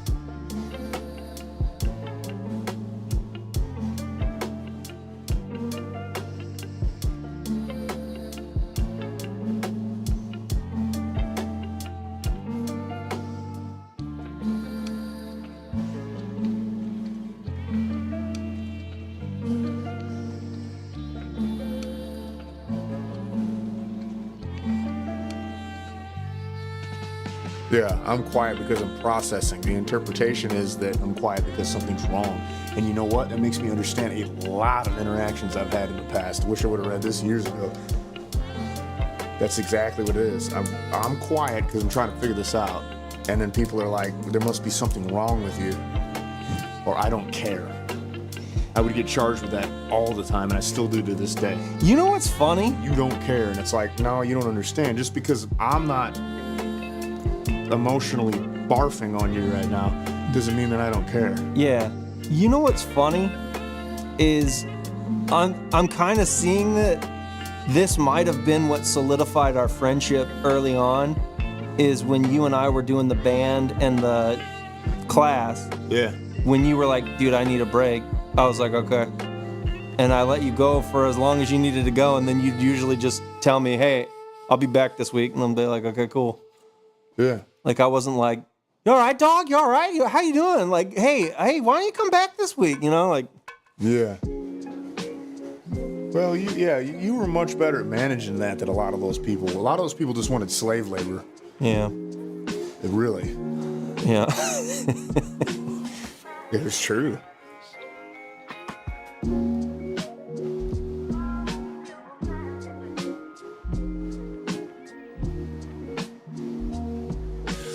Yeah, I mean, right here it says that you early on I learned that my pain wasn't safe to express. I wouldn't entirely say that. It was more so like that no one takes me seriously because I even express what's wrong with me in such a calm way. Yeah. And their mode is usually freaking out, that they think that they're like, oh, you're just making this up. Like, you're trying to say, this is usually what I'd run into. You're trying to say this to make me feel better about me freaking out. Kind of a thing, right? Because, like, look at you. You're not an emotional mess right now, so this isn't real to you. Right. So you sharing this is just so that you're trying to make me feel more comfortable about having a breakdown. I'd either get that, or I would get, well, it must not be that big of a deal because look at you. You're not a weeping mess right now. Right. And I'm like, okay, well then I'm not going to talk to you anymore then, because it's just both of those cases. It's a gross misunderstanding that I couldn't get most people to see. Yeah. And that's another thing. It's just, you know, when the stuff that I've experienced is intense and in the formative years, it's become it takes a lot to get me worked up, if anything. Like, I don't know what would at this point. Yeah. Maybe actual warfare. You know, but anything less than that, it's kind of difficult. It was funny. The women that I sit around at work, they were all just kind of talking casually today about, like, how much they cry. And they're just like, yeah, like, if I see you crying, because one of them was really frustrated, was like, I'm going to cry. And the other one was like, yeah, if I see you crying, like, I'll probably freak out and walk away because I'll start crying. And then they looked at me, and I was like, guys, it's not that I won't cry, but it's been years since I've cried. Yeah. I was like, it's been years since I've cried. Like, it just does, like, stuff doesn't affect me on that level a lot, you know?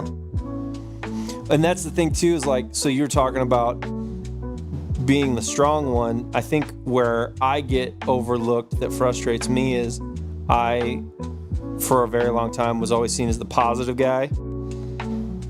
And everyone this is something that frustrated me, and is when I started dissecting why I lost my positivity.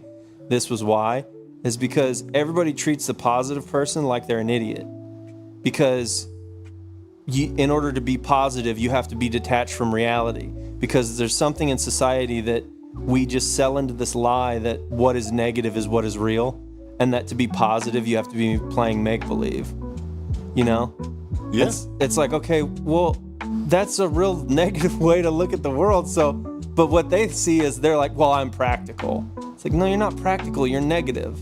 Just because I said that this might work doesn't mean that I'm impractical. Yeah. Because what's positive is just as probable as what's negative. It just takes more effort to make the positivity happen. Or even if it's not as probable, right, as what's negative, it's definitely not a possibility at all if you won't entertain it. Exactly. And like, and then, maybe it's a 30-70 split. Yeah. But that 30 won't even exist if you don't even let it enter the conversation. Yeah. And so the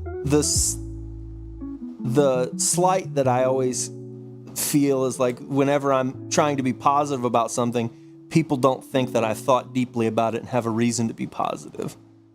They just think, I'm not going to listen to him because he's just stupid.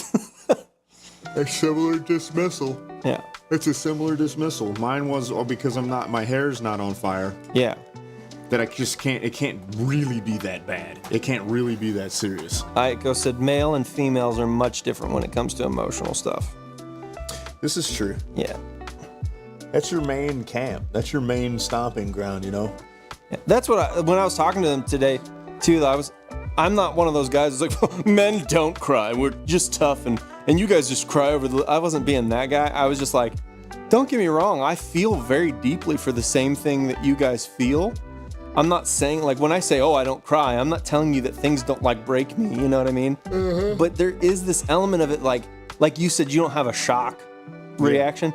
I don't really have don't get me wrong, I've cried over things in the last decade, maybe, like, once or twice. But I don't have that response when I feel something to tear up, and, like, that's not a thing that I do. Yeah. Yeah. So I don't judge people who do tear up because I understand the depth of emotion I feel when those things happen. And I could see how that would make someone cry. Yeah. I just don't have that impulse. And it's not something that I've beat out of myself either, where I'm just like, I can't do it.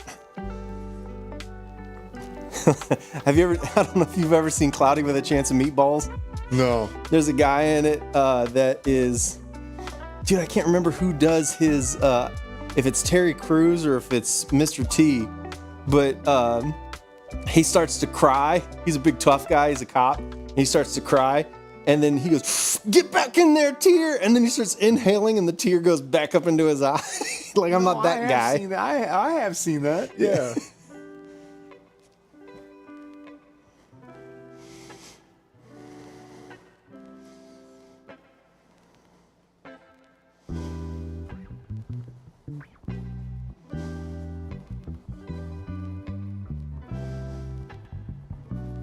That's probably one of my favorite cartoon movies. And see, part of the reason why not only is it biological that women experience emotions, to go back to Ayako's comment, Experience emotional stuff differently. is a little bit about how we treat each other too. Like, we, from a very young age, beat it out of each other. Yeah. Like, we mock each other for feeling. Yeah. It's not just biological, it's also something we do to ourselves, which isn't really very healthy. No.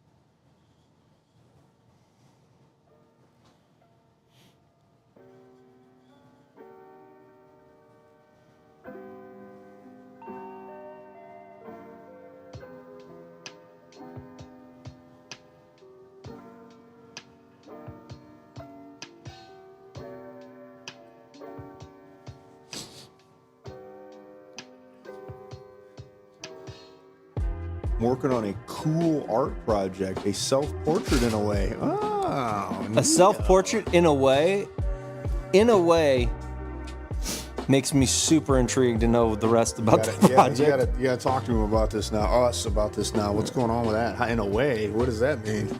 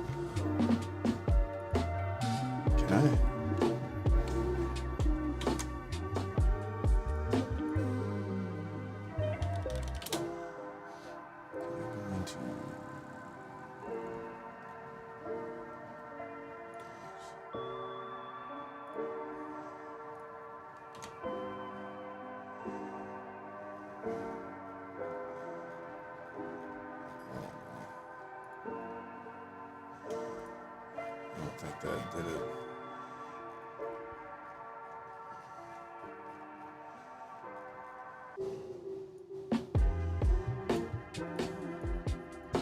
Oh, it's all here. It's just dark.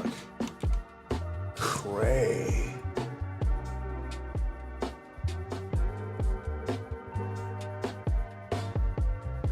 Is she talking? I'm not even looking. I'm sorry. Okay, so like one half is my actual face, and the other half is like a broken mirror with me and my art style. That's cool.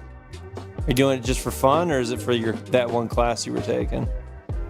We're not allowed to see it. Probably not. No face reveal. Oh yeah. That's what I'm guessing. Well, if she doesn't show her face, I won't show mine either. I was gonna show the drawing that I did of my self-portrait. No, she knows what you look like. I She's know. trying to protect I you. know. Oh, okay. I know. That was just me being. That was a dumb joke.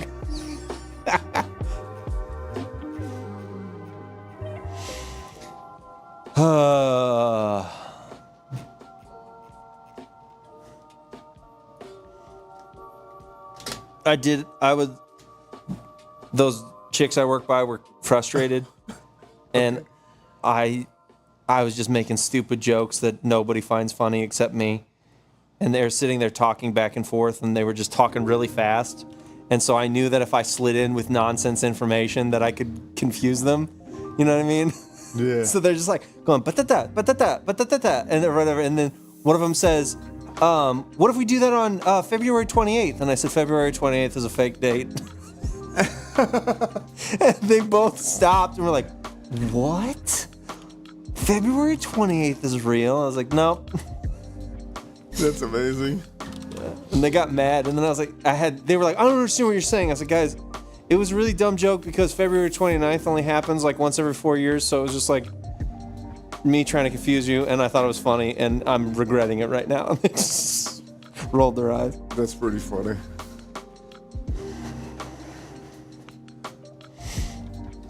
Pope John Dog II. I don't do cool art for class. It's just for self-expression. Okay. John Dog II.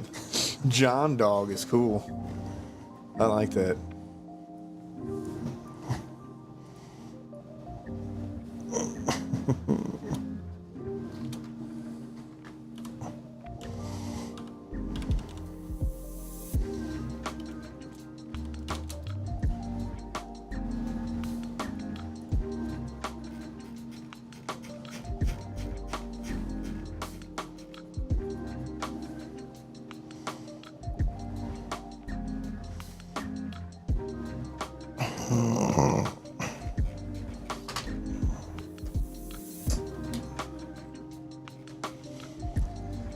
Boom.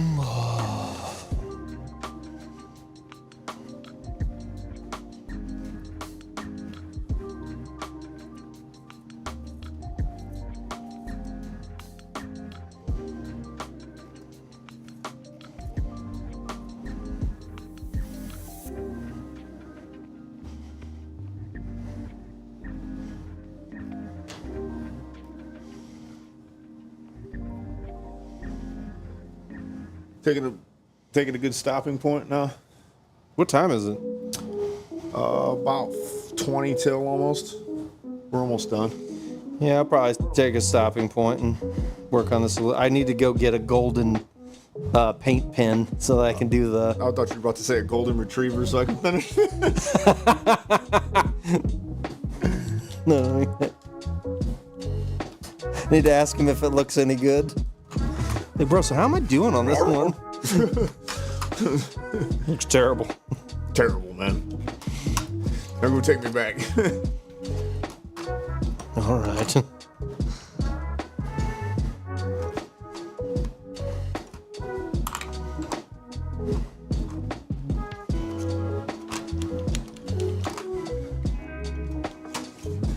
This theme keeps coming up, man.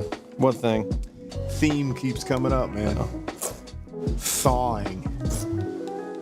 You started it by quoting Sleep Token. Oh, yeah. I'm running into that everywhere now. It's thawing, dude. When your hearts are open, frozen. Dude, the lyrics to the song that, I mean, it has nothing to do with anything any of us are going through, but the lyrics that I think are the most beautifully written by Sleep Token is the song Euclid. It's I think I remember you talking about that. Yeah, so he wrote like a couple different songs that have the same, that are all kind of part of it, you know what I mean? Yeah. But that's the final in it. And it's about like knowing that a relationship's come to an end and you're making peace with the fact that it's not really anybody's fault. It's just, you're just going in different directions, and he still is enjoying it, and like he's trying to enjoy the last little bits of it. He's trying to savor what he did enjoy about being with them. Yeah. You know, and so like even the opening lines, like he's like, if my fate is a bad collision and my mind is an open highway, then give me the twilight two-way vision.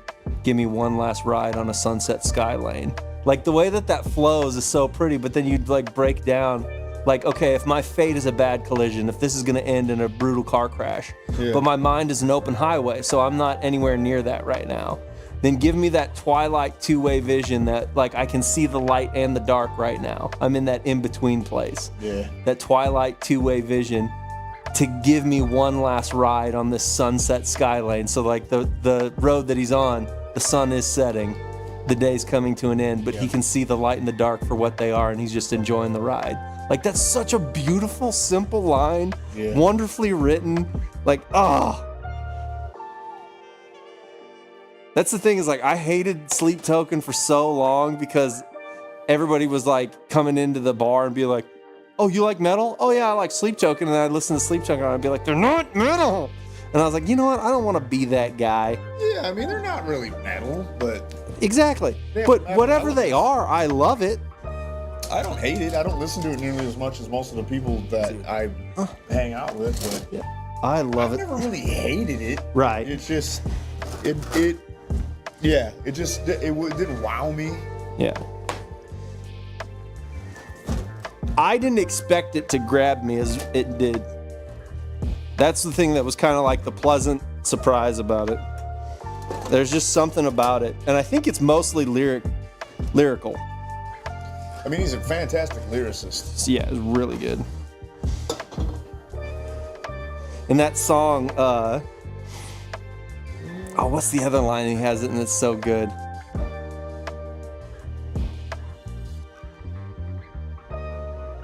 See, I don't know. I can't think of it. Like, I have to play through the song. See my little shotgun shell guy that I drew over here on the side? Yeah, there he is. For no reason.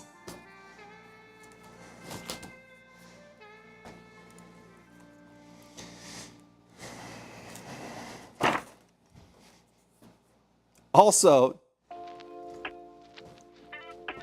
let's keep gushing about that band, but their songs I feel like are well crafted, and a lot of guys will dissect them on the internet that are like supposed to be like really intellectual like music creators, and they're like, they get mad because the song structure is weird. But the thing that's funny is every single time that they get mad for the song structure being weird, they completely miss that the song structure is weird because it reflects the mood of the song. So like if he's singing about something, so like for instance in the song Caramel, I think it is, that song's like pretty pop, and then it hits that one part in the middle where he just absolutely rips screams and like it's brutal and very heavy metal and stuff, and they're like, this is just random and I hate it and everything. Is like, did you listen to what he's talking about? He's talking about how he's battling fame and how he like people are like, he loves the fact that people love his music and stuff like that, but he also doesn't like people having access to his life like that. And then that part he starts screaming like, this is what you came for, like this is what you wanted, and then like he's screaming that. So like that's what the people wanted, is the heavy breakdown and the guitars and and like that's the whole reason he does that, is because it shows like the disjointed perspective of what people want from him and what he wants from his music. Anyways. Yeah, no, it's cool. I think so. I don't know, man. Any guy that's calling themselves a music expert and doesn't recognize that about their music, I'm going to question, because it's very evident, even as a moderate listener. To be fair, not even a moderate listener, like a mild listener, it's extraordinarily evident of why the intentionality is Yeah. where the music's written. I like the guy that ribbed on him the most was really funny. One guy did. He actually liked them more than he hated them, but he critiqued them for that purpose too. And I'm like, dude, none of them touched the lyrical content, which bugged me so bad. And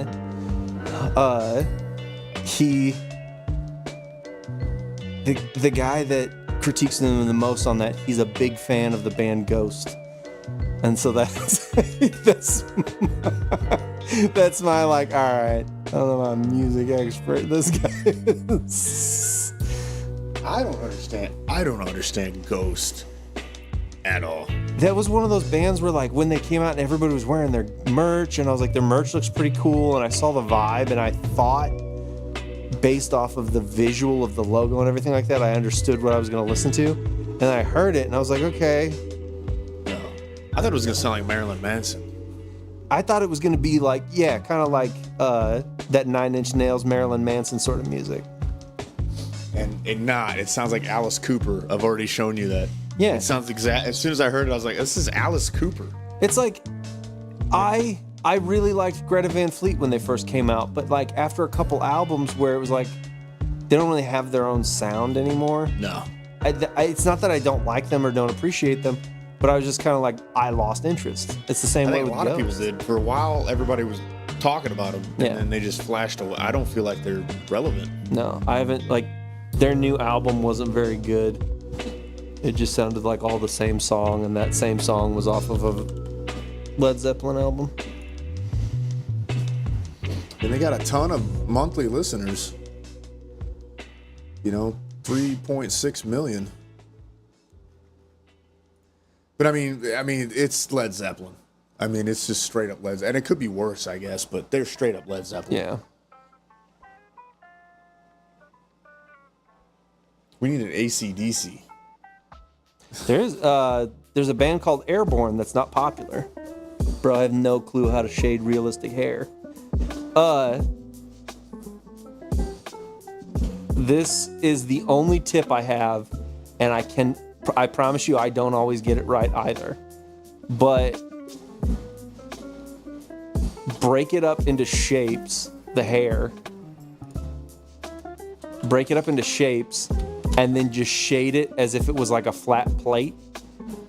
And then, I'm trying to describe this without showing this, so it's kind of awkward. And then whenever you just start getting more detailed a little bit more with... Oh, Ayako already knows that. Why don't you draw all over my homework I gave you, Ayako? Uh-oh.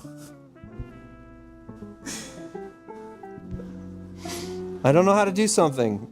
Offers a little advice. I already know how to do that thing.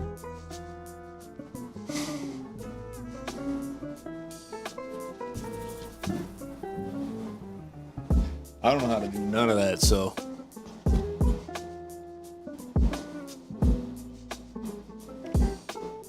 It's so hard, though. Yeah, dude, I suck at drawing. How big's the drawing you're working on?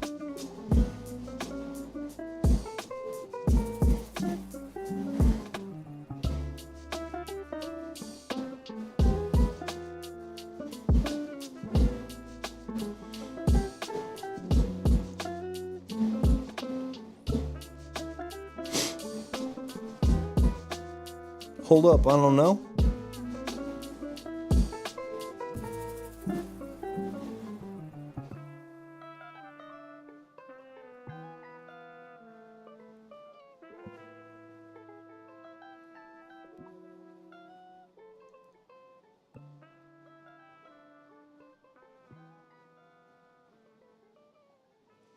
Dude, you want to know something?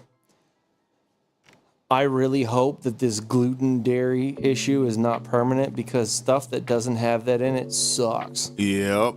It does. It's so bad. 17 does. by 11 inches. Okay. Okay, that's like tabloid size. Yeah. It's a good poster. What's the other name for that size of paper? Not executive, is it? Tabloid, I think. Isn't there another name for it? Maybe.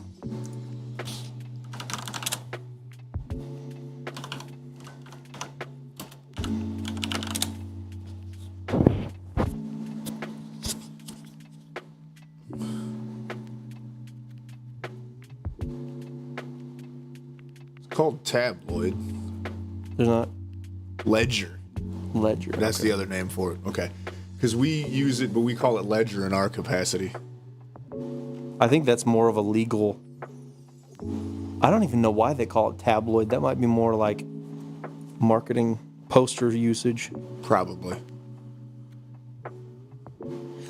Ayako, Oh, if you, I will say in I'm college. glad I know go ahead. this. Go ahead. tabloid is the portrait representation of that. Ledger is the horizontal representation. Well, how of about that? Never knew that. Never knew Makes that. a ton of sense. Okay. That does make a ton of sense. Ayako, I only drew in a sketchbook, and then when I got to college, they started making me draw on, I think the standard sheet that you could get from Michael's that was like big sketch paper was like 22 by 30 or something like that. So they would make us get those for projects 22 by 30, which was big, but it wasn't like overwhelming.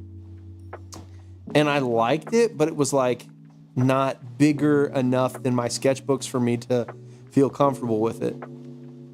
When I actually enjoyed drawing large scale was we had a project where we drew on a sheet of paper that was 6 foot tall. I don't remember how wide it was. It was like 6 foot tall. And that was the minimum we could use for that project. They had this giant roll of paper that we had to roll out. Yeah. And I did a portrait of Mother Teresa's face that's 6 foot tall. And you can get, that one was so fun to make because you can get so lost in the tiny details and stuff. And it's one of those where like, if you're not working on it to like finish it and you're just kind of like sitting there and like you're getting into the flow state sort of deal in your drawing, you can really, really get some awesome detail work done because your pencil's obviously smaller than a lot of the, like her eye was like this big on it. That's so like awesome. I can do really fine details in there and then it looks super cool when you step away from it and you're like, dude. Well, you left out the coolest part of that drawing. Oh yeah. So that project, I had just read a book called What's So Amazing About Grace by Philip Yancey. And in it, I wrote a bunch of stories that he pulled from that in the details of like her face and in her like what shawl or whatever, like the nun hat they wear. In those details, if you got up close to it, I had actually handwritten all these stories of like people doing pretty horrible things to each other and like harboring resentment and unforgiveness and all that kind of stuff. Those stories were written in the drawing.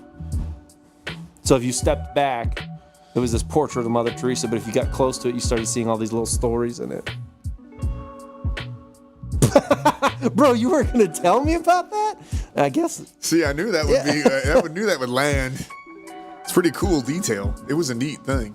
Yeah, I feel like that was one of the first times where I finally got the balance between a really deep expressive thought and the simplicity of the delivery of the idea.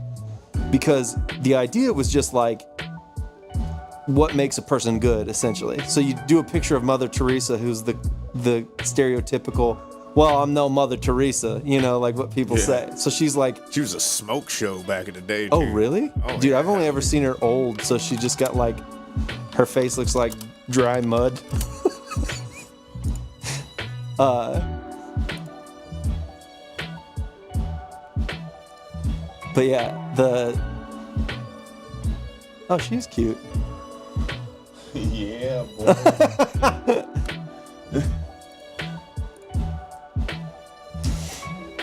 Oh, yeah, man. Let me holler at you.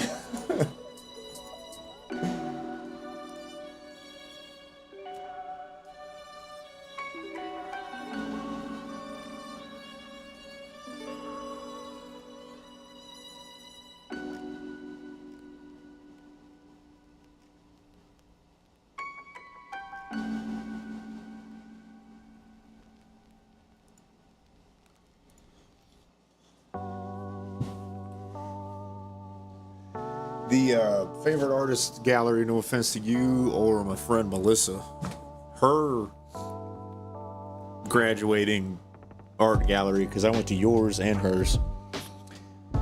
Yours was pretty cool. The Mother Teresa thing was really neat. Hers was neat. She had all her little metal sculptures out there, but with her group was a woman that was much older than everyone else, and she did like sculptures, like big sculptures. So they had her in the main area, Like lobby, sort of. yeah, dude, her stuff was cool. Like it was really cool. And I sat and talked to that woman for a while. Like I really admired her work. I thought it was super cool. One thing was kind of like Stonehenge inspired, and it was really neat. I'll just say that. I didn't want to say that to anybody at the thing. I told Melissa years later. I was like, that lady killed it. She's like, oh no, I wouldn't have been upset about you. She's like, we were all talking about that when she wasn't around, being like, I kind of feel embarrassed being in the same gallery as her, because That was the thing, her is- stuff was just. Even in my opinion, the best person in my show was this other dude, and he didn't. Which, side note, he had one of the most beautiful women I've ever seen to this day was his girlfriend, and he ended up like cheating on her. And I was just like, what Always. are you doing, dude? Yeah, always. Because he's a Just big that goofball. absolute knucklehead. She literally was the most like just gorgeous. But anyways, she got mad at him that night too because he thanked everybody, and then like he went around her as far as thanking everybody, and then said nothing to her, and she had helped him set everything up and everything, and I was like, what a douche. Yeah. But he was probably the best artist easily in that group, but he didn't put up any of his good stuff. So when he was like, yeah, this is the stuff I'm putting in, I was like, dude, like a lot of his stuff was like ceramics and stuff, but he had changed to that major from something, I can't remember if he was printmaking or if he was drawing or something like that for a while. Crazy good stuff that he would make. And I just remember like when I found out I had to do my show with him, I was like, man, he's probably gonna be like crazy good. And then his stuff was like just ceramics, and I was like, okay. That's weird. There was a alphabet person. Y'all want to see the self-portrait? It doesn't look too much like me because I didn't want to copy my hair exactly, and I kind of sucks. I mean, it's up to you. If you feel comfortable sharing it with us, I won't show it on stream. I won't put it on the stream, but we can look at it on the side monitor. It's up to you if you feel comfortable with that. If I can get Discord to open up. I couldn't get Discord to open up earlier. That's something, by the way, Ayako, while we're talking about this, but that I still to this day am not super good at is I can do everything geometrically correct when I'm making somebody's portrait, but it still doesn't look like them. And that likeness factor gives me a whole new respect for people that can draw a sketch of someone and it looks exactly like them, because I know that there's another layer of skill there that's almost intangible, of being able to not just mechanically make someone's face properly, but to achieve likeness of the person itself. So hard. I can look at it on my phone, but for some reason I can't get it to open on the desktop. Here's what I think is happening. I think it needs to update and it just won't do it. And the problem is I'm gonna have to shut everything down to do that. So if she sends it on the phone, I'll pull it up. Holy bro, I took a picture of it and I think it looks worse. She said, I'm trying a tad abstract and it looks so crippled. Okay, she said, okay, listen, don't laugh. It looks stupid. I don't know. I mean, I can't draw, so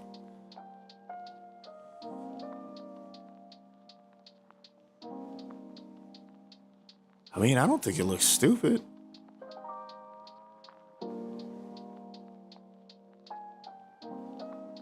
I could see the vision. Doesn't look stupid. What don't you like about it? The only thing that stuck out to me, and before I say this, it dawned on me, remembering what it was supposed to be, is that the one eye looks unusual. But then I remembered, it's supposed to be the manga version popping through. So that's the only thing that stuck out to me.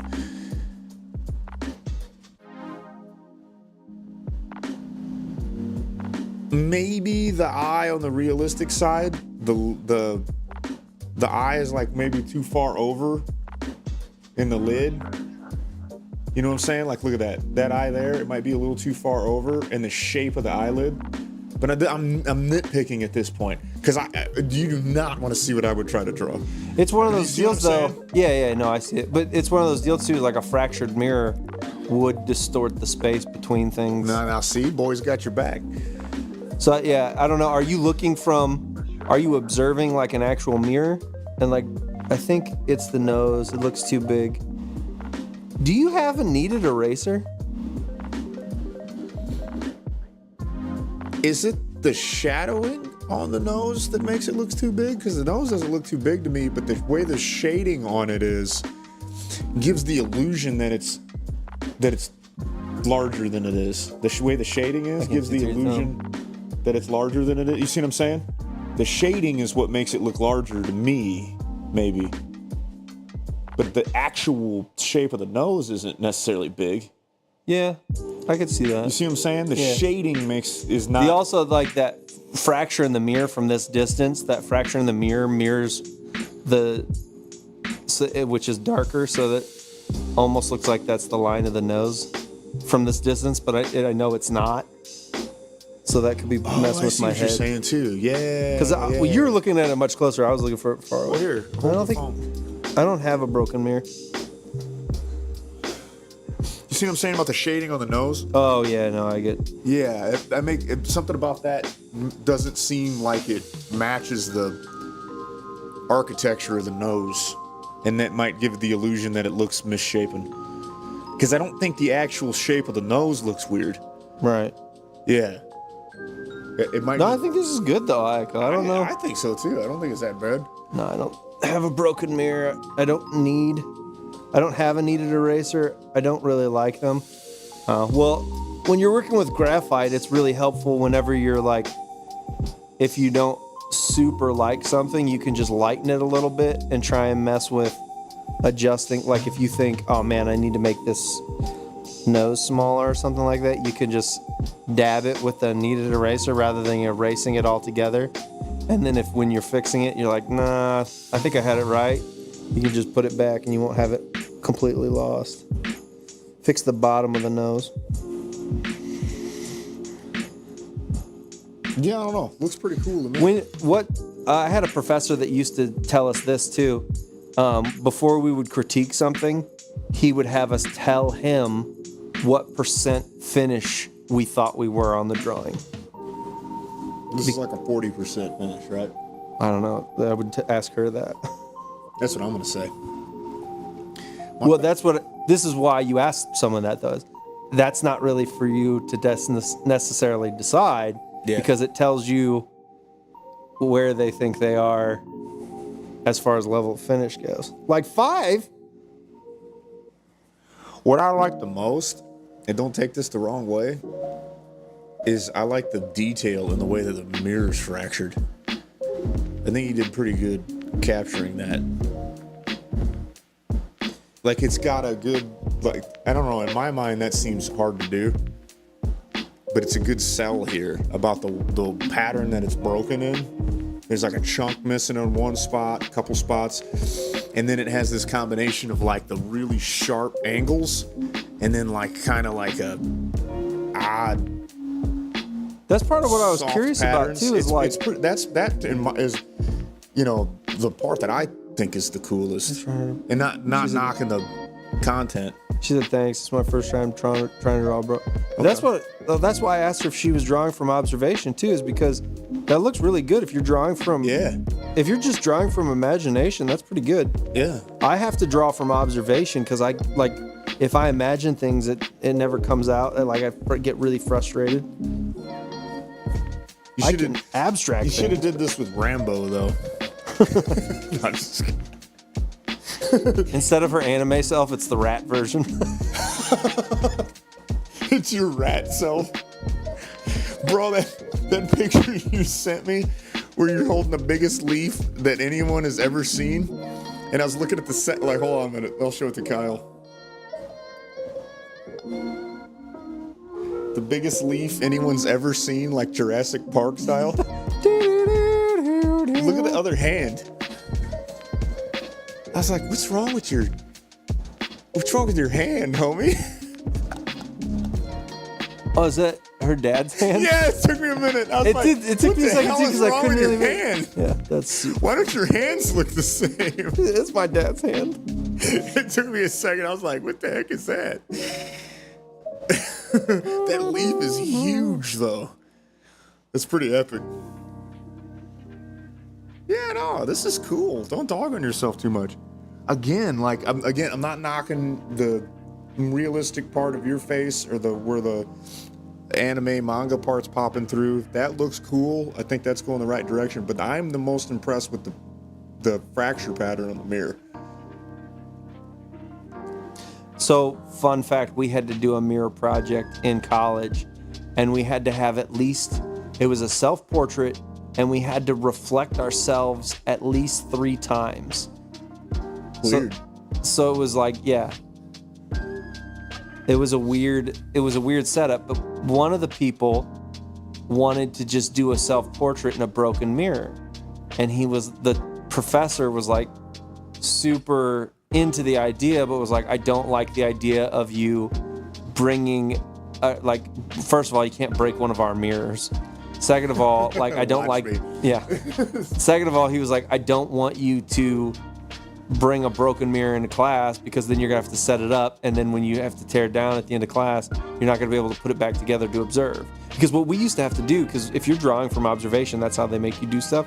We would either have to leave setups over multiple, like a week or a week and a half in the classroom setup, or what he would make us do is we would all have to go around with tape at the end of the 10 minutes before class was over, and you had to tape off on the ground where the chair was, and then write chair leg, and then where the thing was, you would tape off on top of the chair, this is where I had the box, and stuff like that, so that you could set it up with relative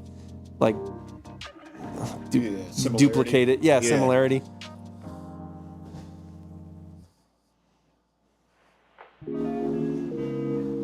The left side to be that important. So the left side's our actual face. Okay, I see what you mean. Yeah, I think, well then, if that's the case, the mirror is looking pretty dank. I was just looking at that.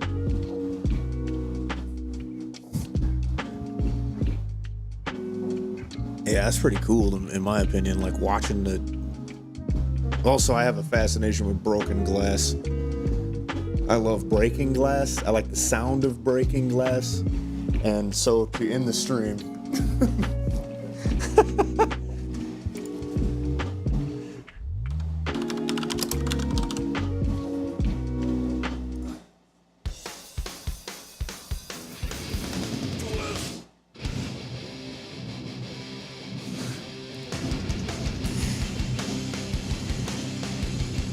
Okay, I fixed the nose, she said.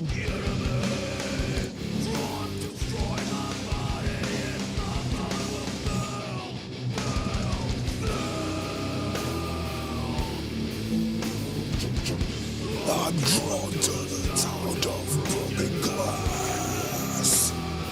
It's like I wrote a song.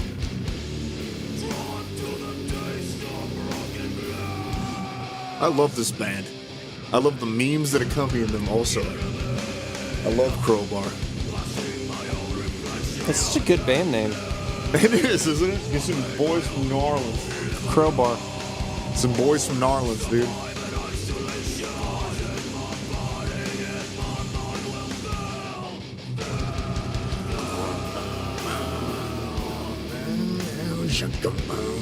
Out of broken glass. This reminds me of, they're these guys, by the way.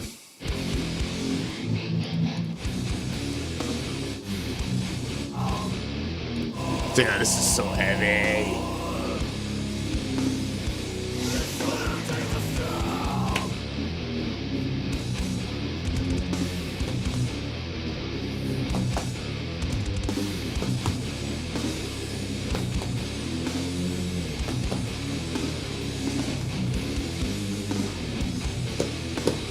My head would fly off if I played this live. Head all the way off. One time the drummer of my band took his shoes off mid-song and threw them at a guy. While he was playing the drums. First of all, that's amazing. Yes. So One many shoe things at a were just time. happening. That was an amazing story. Aiko's phrasing of this, for some reason, I found hilarious. She said, "I'm learning that I really butchered my nose. I've got to fix it more." She's got Chat GPT running her Twitch account. So something they told you, like they pounded this into our head in college and drawing classes too, is that you have to really try, and this is why they prefer drawing from observation than imagination, because you have to really try, and like when you're looking at something. So for instance, I'm looking at your line 6 amp right now. Yeah. But I'm going to translate that 3D thing onto a two-dimensional space. So if I'm drawing, the top of it is obviously at an angle because it's coming towards me. So like on a two-dimensional thing, you'd see people hold their dowel rods up, and then rather than having it like straight like this, you would see people holding their dowel rods like that because they were mirroring what they knew the plane was of that. And what you end up doing if you do that is you fracture the space, and some of your lines are in different perspectives than other lines, and it can warp a lot of your drawing. That's why like facial features, that's why so there's the Loomis method to drawing faces. Some people prefer there's a plane method where you just know there's different planes on the face. That's the one I saw somebody do a breakdown of then. Yeah, like, so you can do it like me where it's just like lines in like circles essentially. Some people do it by plane, and then some people, if you're working tonality, like you're working with charcoal or you're working with paint, they just do shadow shapes. Like that's how they'll paint a face. I can literally draw anyone else, but my own face, I can't do it. Aiko, I'm the exact opposite. I feel like I can draw my own face with relative accuracy, but whenever I try and draw another person, it's never as good. I enjoy looking at the manga of J-Rex. He's a pretty cool guy. Remember back when I did the self-portraits of me and you? Yeah. My self-portrait looks pretty good. Yours looks like okay. It's not a self-portrait of you, actually, because you didn't draw it. I drew it of you. So the portrait I drew of you is like pretty good, but it's not great. The one that I drew of myself, I feel like, is really good. I don't know why, but it's easier for me to draw my own face. What'd you change? She sent an update, but... Oh, I see. Okay. I see the nose. The nostrils look a little proud on the earlier one. And now the nostrils look a little bit different. Okay, I see that. Lip didn't really change. It was that nostril.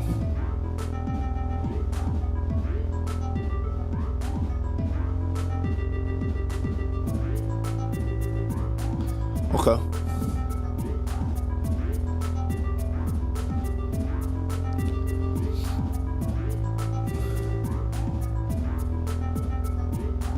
Oh shit, we're over time here. We're gonna quit pretty soon. Yeah, I gotta get out of here. She's gonna send something else real quick. My ears are getting hot.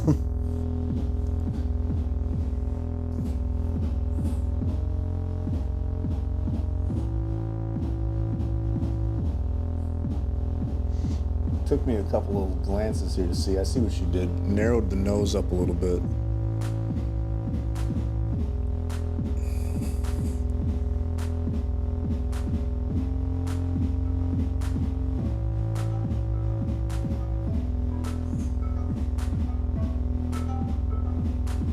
Okay, I see what's happening to the nose. Okay.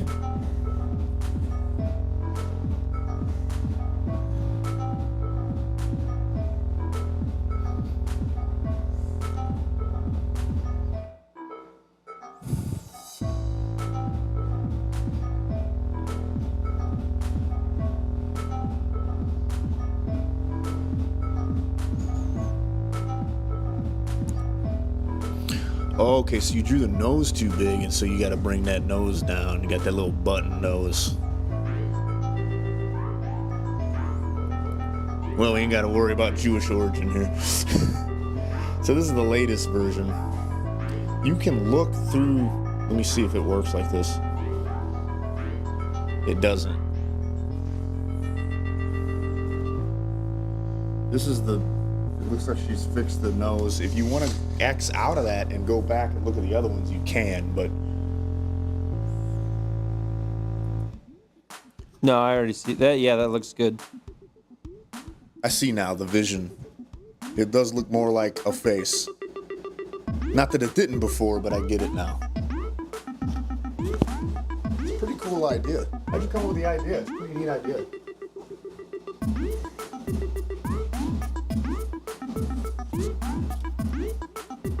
What gave you this idea? Did you see something?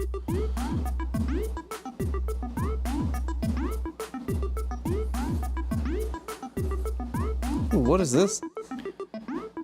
It's called Crystals by a guy named Moon, but he spells Moon M*O*N.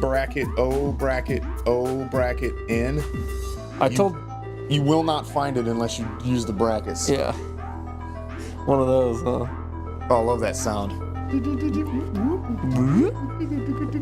I told Dave when we were at that concert, I was like, dude, John, we should have got John to come to this. I was like, John would have loved this. And he was like, really? And I was like, dude, his favorite band of the year on Spotify this year was Cinnamon Chasers. And he goes, I don't know who that is. And I was like, I mean, it's not far off from what we're listening to. Like, it's a little bit more like lo-fi. I can't remember what the proper term for it is. Synthwave or something? Synthwave, I think, yeah. What I like about it, this is the multiple sounds that he's got. And he starts pulling them off. That's something that always cracks me up about you is you can duplicate a very complex melody very well with your mouth. I'm like that guy. There's a guy that Yeah, the guy from Police Academy. Well, there's a guy that has an Instagram that's like, listen to he takes. So that's one of the sounds, right? Now, that's one of the sounds to the.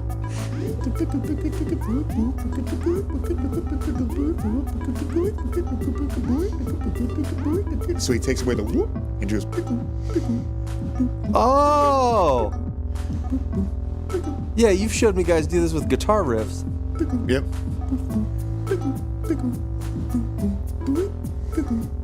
It's so cool. I answered on Discord. Okay. And this is it then. We gotta let old man get out of here. I came with the idea due to an anime, and I was trying to figure out a way to express myself. For me, the only thing I enjoy and have the freedom to express myself through is my art. The broken mirror is the real me breaking through. Kind of sound cringy. Now hold on a minute, man. I'm gonna start ranting about people. I think calling things cringy is cringy. I'm getting over it. Yeah. Because it's like what we're going to end up doing to ourselves is we're going to make self-expression dampened because we're afraid that it's cringy because we're letting a sloppy part of our inner world out. Is what being cringe is starting to become. And I like to push back against it because I'm afraid we're going to stifle ourselves because it's a little embarrassing. What we would say for it was you're being a dork. Yeah. It's what we would say. Yeah. What are you being a nerd for? What are you being a dork for? Right? And it's like, man, we stifled ourselves by doing that.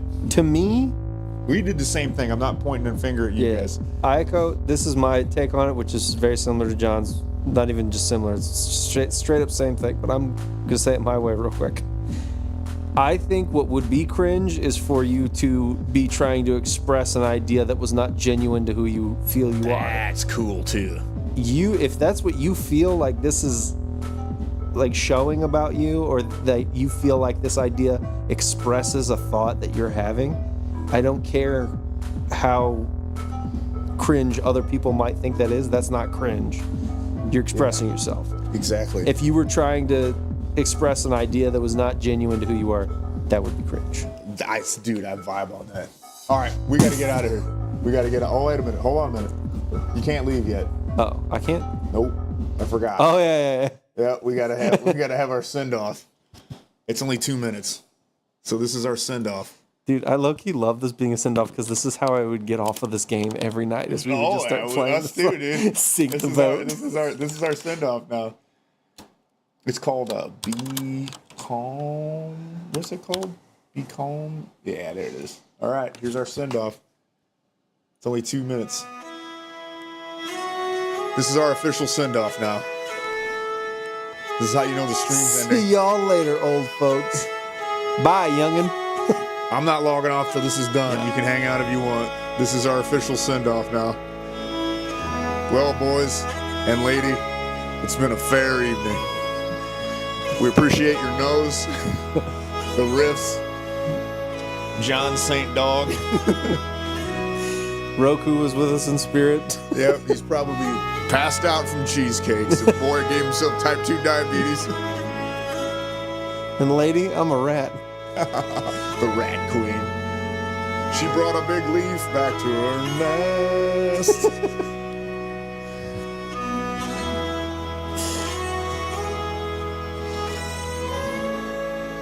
It's a great send-off. It really is. Streams ending. Lament. If you just look that up on YouTube, you'll find a bunch of songs I probably like.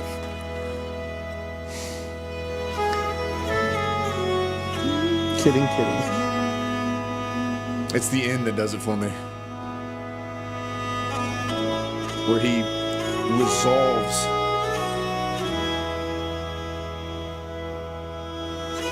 It's almost gonna do it.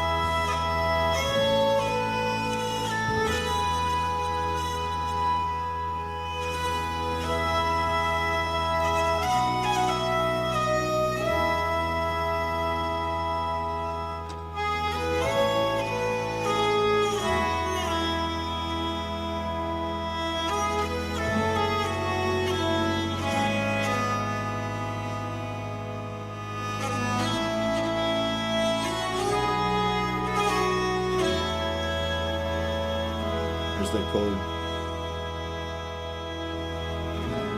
Anyways.